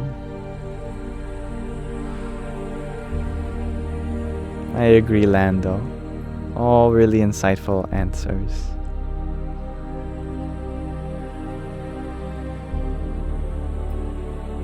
And Sarah Lynn, I agree. The real Yamsox will never ask you for money. So if I ever ask you for money, it's not me. Even if one day on this account I asked you for money, that's the day I ask you all to stop following me. Now, of course, I can't imagine that would happen, because that's something that's within my capacity. And I will take responsibility for that. But even if somehow or another my intentions seem to change, and I was here for personal gain. I want you all to know now that I don't want you to be with me in such a case.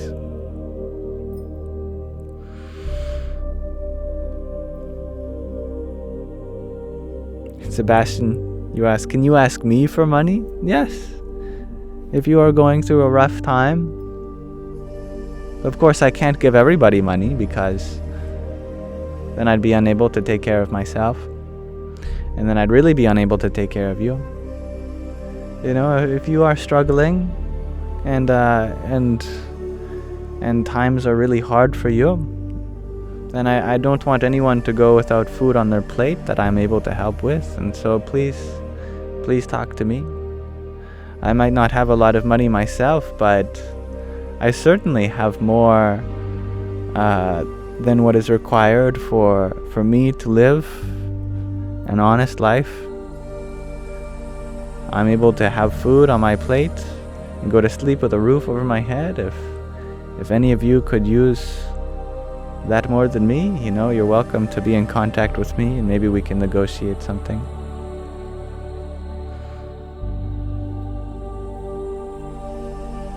But thank you all for attending to this question of the day. I love this question, and I'm always so happy whenever I get such wonderful answers from viewers like you. Indeed, the significance of boundaries are manifold. It is to love others in a way that is healthiest, and to give them the capacity to love in a way that respects everyone, protects preciousness of your own sanctuary, that is this body, this mind. Sanctuarity would be a good word. Refers to the essence of having a sanctuary.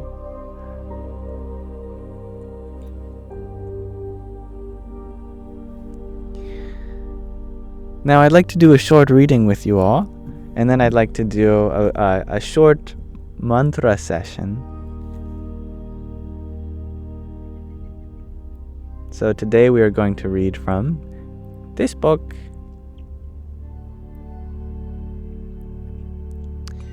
And let me move it a little bit.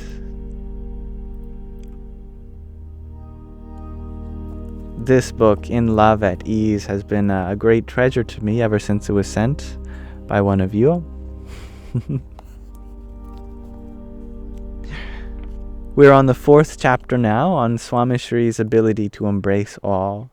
And in particular, this section of this chapter is all about his ability to express those, to embrace those whom were of a different race or religion than he was, which I think is so important of a virtue for spiritual leaders to exemplify. And thank you, Tom Terrific, for your hot air balloon you sent just as we started reading. Om Gam Ganapataye Namaha. It's very kind of you. And let us soar to higher and higher heights and feel the warmth of the love in this reading. Swami Sri was equally mindful of his engagements with other religious gurus and leaders. To embrace all, one must set an example of and create a culture of open-minded engagement. As he said to the press corps before he was about to meet Pope John Paul II at the Vatican, apart from creating understanding and friendship when religious leaders meet, it reduces the enmity between the followers of the two faiths and creates an environment of harmony and goodwill. A single meeting, a single dialogue, can positively influence the minds of millions. That is why he never thought twice about bowing in front of other religious leaders and even serving them in public. He knew that he was being observed and emulated. If he wanted to create a community in which others were respected and meaningful connections were made, he needed to lead by example.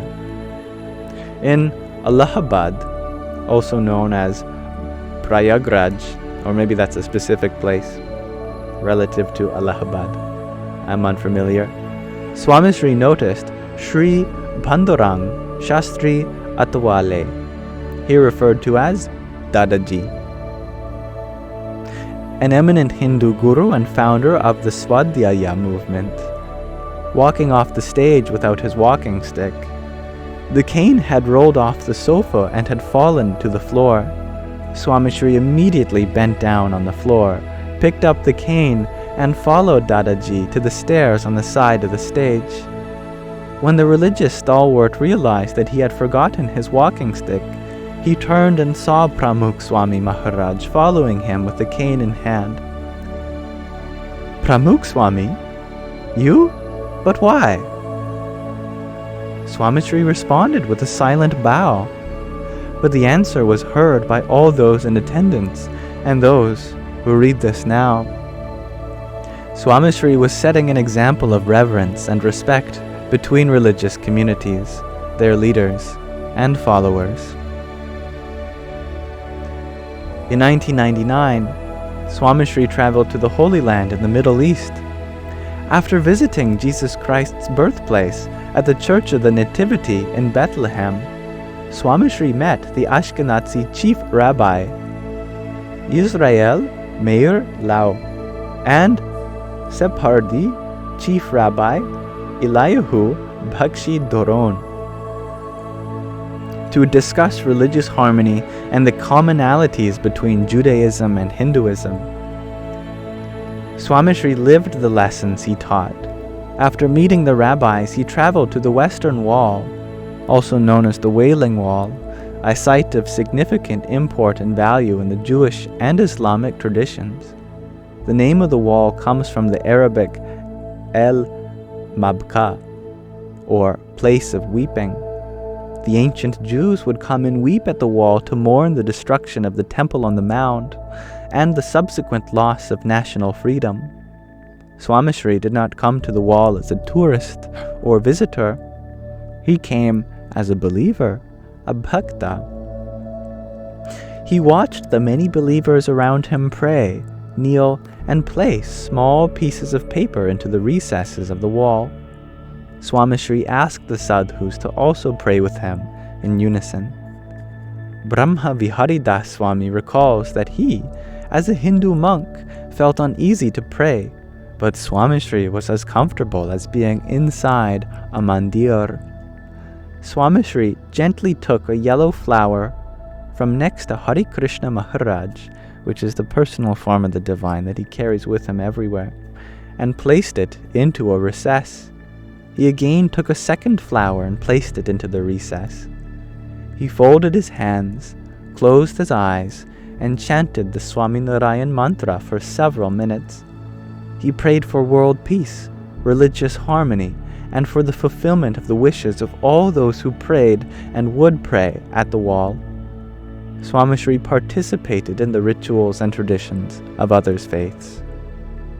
He traveled to hundreds of other houses of worship around the world with a similar quest: start dialogue and set an example of openness. Goodbye, Gaia. Though he was the guru and the leader of a large religious organization, Swamishri thought all houses of worship and manifestations of the divine were God's, and therefore equally important. In 2002, the construction and stone preparation work for Swaminarayan Akshardham, New Delhi, was in full swing. A committee of trustees from the city of Vadodara visited Swamishri for assistance. They were in the process of installing a 111-foot murti, image of Sri Shivaji, in the heart of Sursagar Lake in the city. They were running into all sorts of problems, from selecting a name to deciding on the material and form of the murti, to the stonework and murtis that would surround the shrine. Swamishri guided them every step of the way for 4 entire years. When the committee could not find anyone else to take on the stone murti creation in the shrine, they again asked Swamishri for help. Swamishri immediately called Harshad Bhai Chowda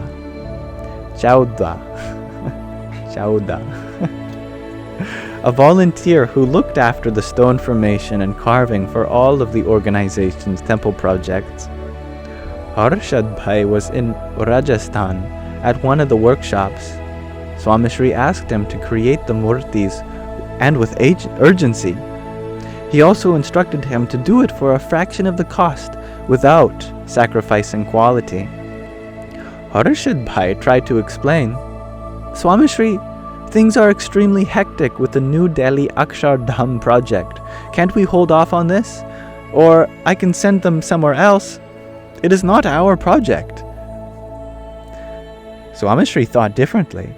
"It is our project. It is God's mandir. It is our mandir. If we send them somewhere else, the quality might not be maintained, and the price will be several times more. Do as I say, and please prioritize their work." Harshad Bhai delayed the stonework at one of the organization's own construction sites for 6 months to help create the murtis and shrine for the Sarveshwar Mahadev shrine in Vadodara. On the day of the inauguration, Swamishri sent 1,000 volunteers from BAPS to help organize and host the event. When I asked Harshad Bhai why he thinks Swamishri stopped work on the Akshardham, New Delhi project, to complete that one, he said, Swamishri did not see a difference. Their work was his work. Their mandir was his mandir. The utmost and respect and admiration he showed for the murtis of Shivaji was also mesmerizing. I wonder how one can be so committed to one manifestation of the divine and one organization, while still being so accepting, giving, and loving towards all others. Even after the opening of Swaminarayan Akshardham, New Delhi, dozens of religious leaders visited Swamishri to ask for his help or guidance with the construction of their projects. Swamishri extended assistance to build Hindu and Jain mandirs through the organization's own engineering and stone architecture teams, but also by donating funds and encouraging his disciples to help assist other mandirs and religious communities. The renowned Ambaji temple on the border of Gujarat and Rajasthan is one of the most visited Hindu pilgrimage sites in Gujarat. The mandir is dedicated to the goddess Amba and is one of the 51 Shakti Peeths, pilgrimage sites for goddess worship. In India, it was the beginning of March, and the combination of the scorching sun and the dry sandy winds in the arid region was all too familiar with those in attendance. Pramukh Swami Maharaj had traveled to Ambaji to offer his bhakti and seva, loving devotion and selfless service, at the feet of the goddess. The reason for his visit was quite fascinating.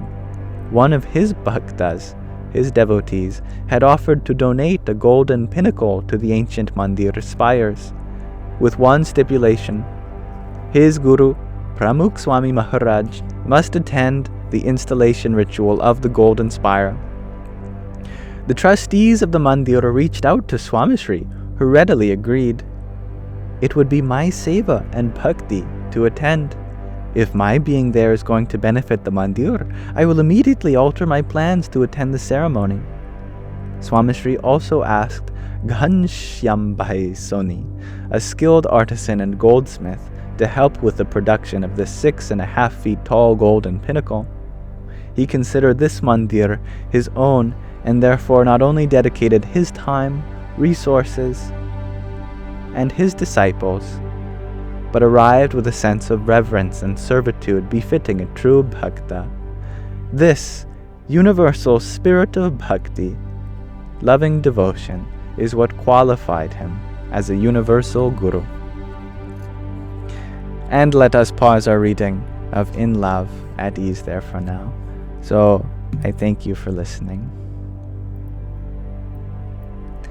And I thank you, my dear viewers, who sent a gift while we were reading as well. Like Tom Terrific, after the hot air balloon, you sent a pair of roses, I believe, and poutine and another pair of roses. Thank you, my friend. Jai Swaminarayan.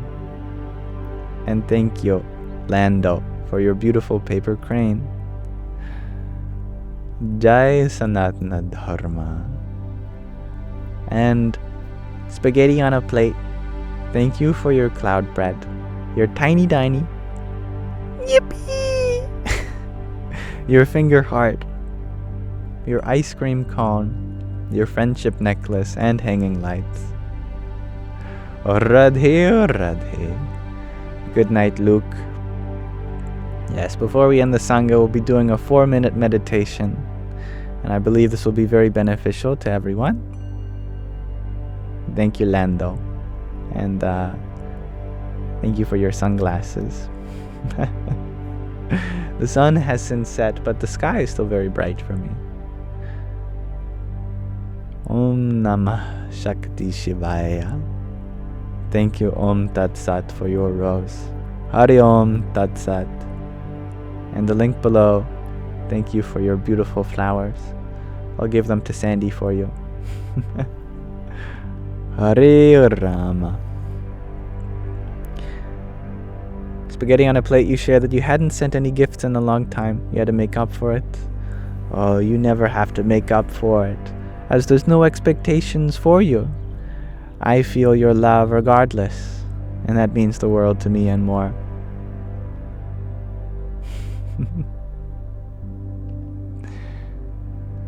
So today we are going to be ending our Sangha with a mantra meditation. I'm just going to set it up for us by turning down the background music so we can chant to this 4-minute video.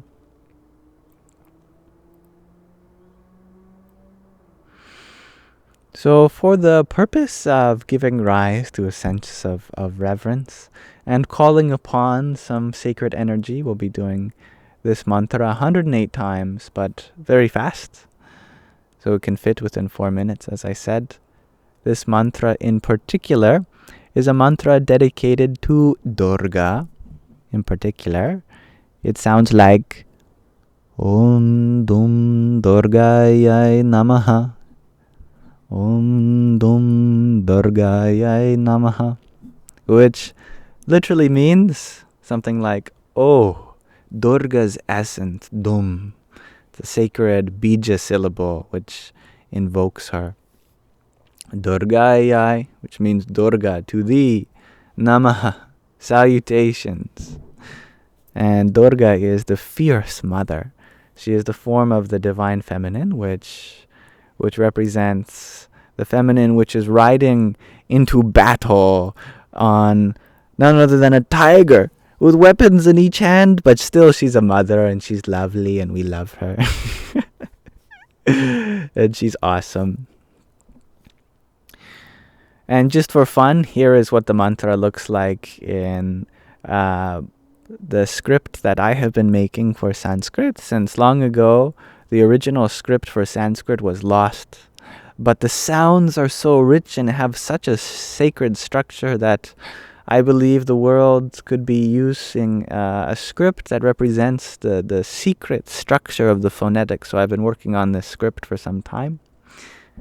And I won't reveal exactly how it works, but hopefully it should reveal itself to you over time, because that's the point of this script.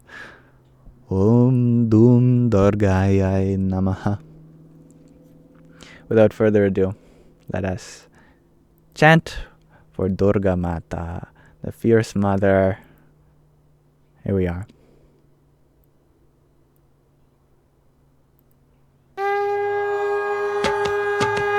Om Dum Durgaya Namaha. Om Dum Durgaya Namaha. Om Dum Durgaya Namaha. Om Dum Durgaya Namaha. Om Dum Durgaya Namaha. Om Dum Durgaya Namaha. Om Dum Durgaya Namaha. Om Dum Durgaya Namaha. Om Dum Durgaya Namaha. Om Dum Durgaya Namaha. Om Dum Durgaya Namaha. Om Dum Durgaya Namaha. Om Dum Durgaya Namaha. Om Dum Durgaya Namaha. Om Dum Durgaya Namaha. Om Dum Durgaya Namaha.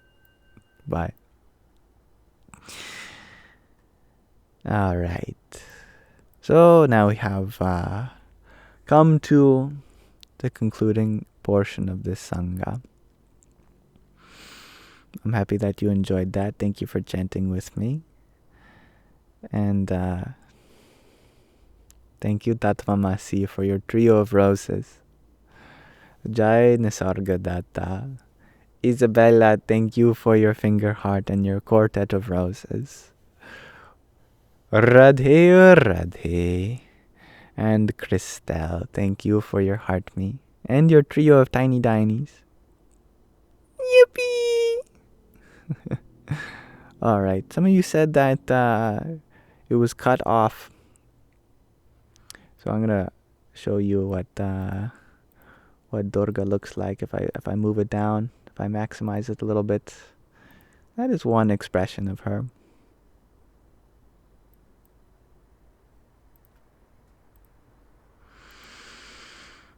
Lando, you share that you visualize Mother Durga slaying your attachments, fear, and ego joyfully. Oh yes, I am sure the Mother would happily ride into our soul on the back of a spiritual tiger, fighting with all of our insecurities. Why can't you just love yourself? She says.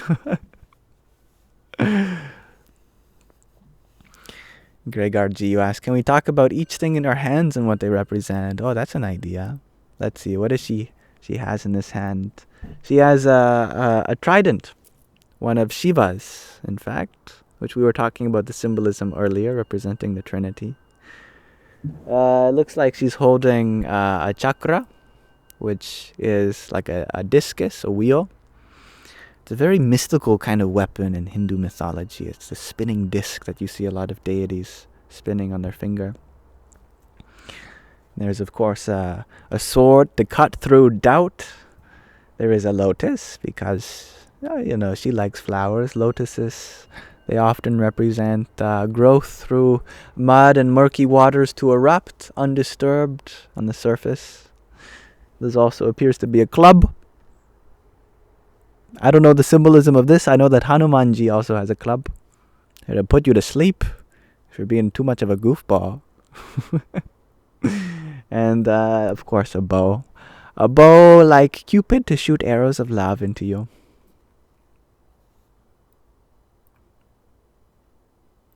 Thank you, Astra, for your heart me.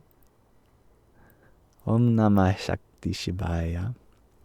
Dansuela, you share that you have been meditating on Sri Durga quite often recently. You need that fierce mama energy.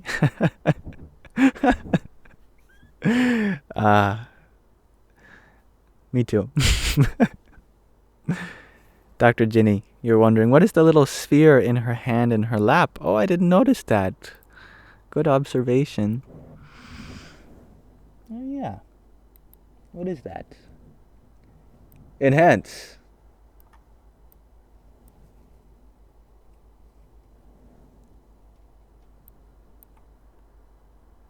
Enhance. I don't know, but it looks like it has a lid to it. Like there's some kind of top. Some golden top. Maybe it's perfume. It's a conch? Oh, it's a conch. That makes... Yes, now I see it. Yes, a conch. Conch was used in many battles in Hindu mythology to signal the start of war. It was blown at the start of the Mahabharatam conflict, Kurukshetra in the Bhagavad Gita, for example. Good observation. Thank you, Lando.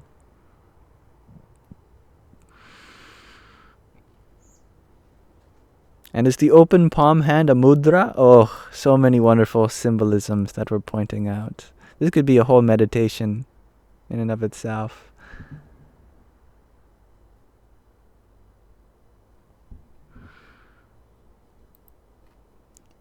Yeah, one of my favorite mudra. My favorite mudras are the ones where you just have an open hand.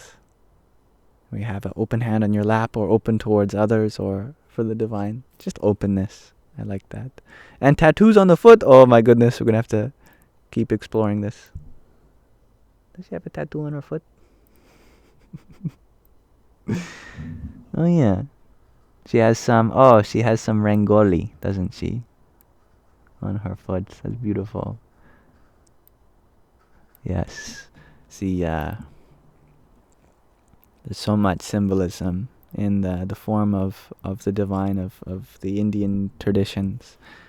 We meditate on each part with a kind of reverence, understanding that it has a symbolism. Henna, that's it, Isabella. Yes, it's a form of temporary tattoo.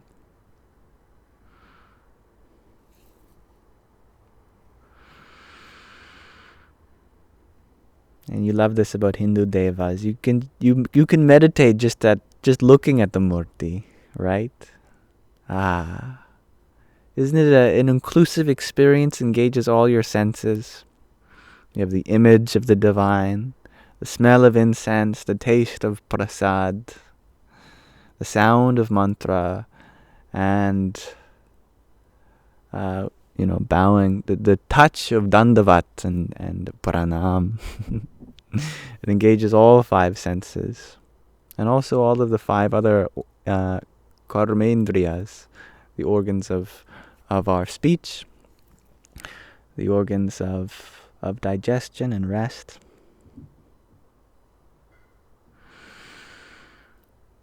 All right, this has been a great Sangha.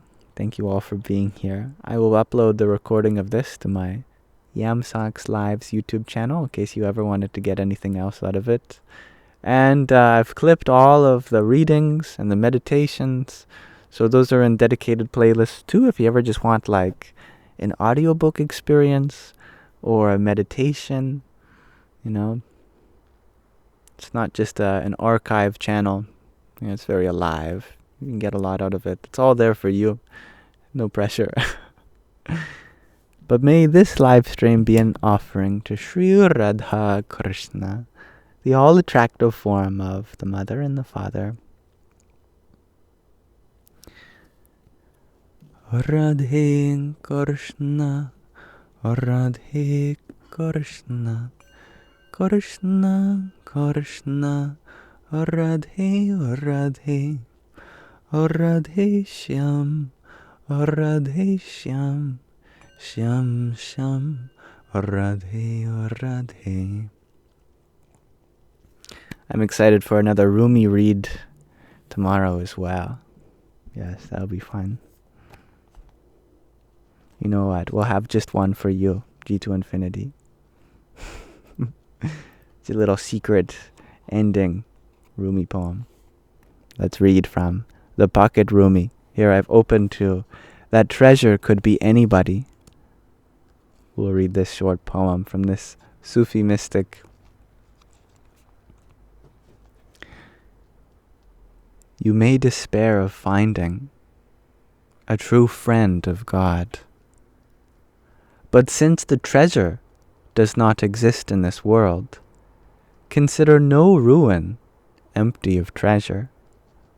Go to every dervish at random, and when you find the sign of a true saint, keep their company regularly.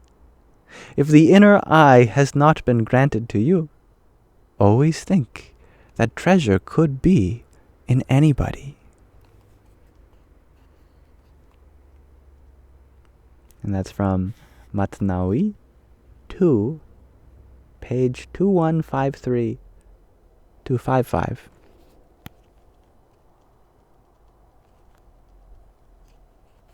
Thank you for listening. Love, Rumi. And may you all have a wonderful rest of your present moment. I shall conclude the Sangha today. Good night, Gab.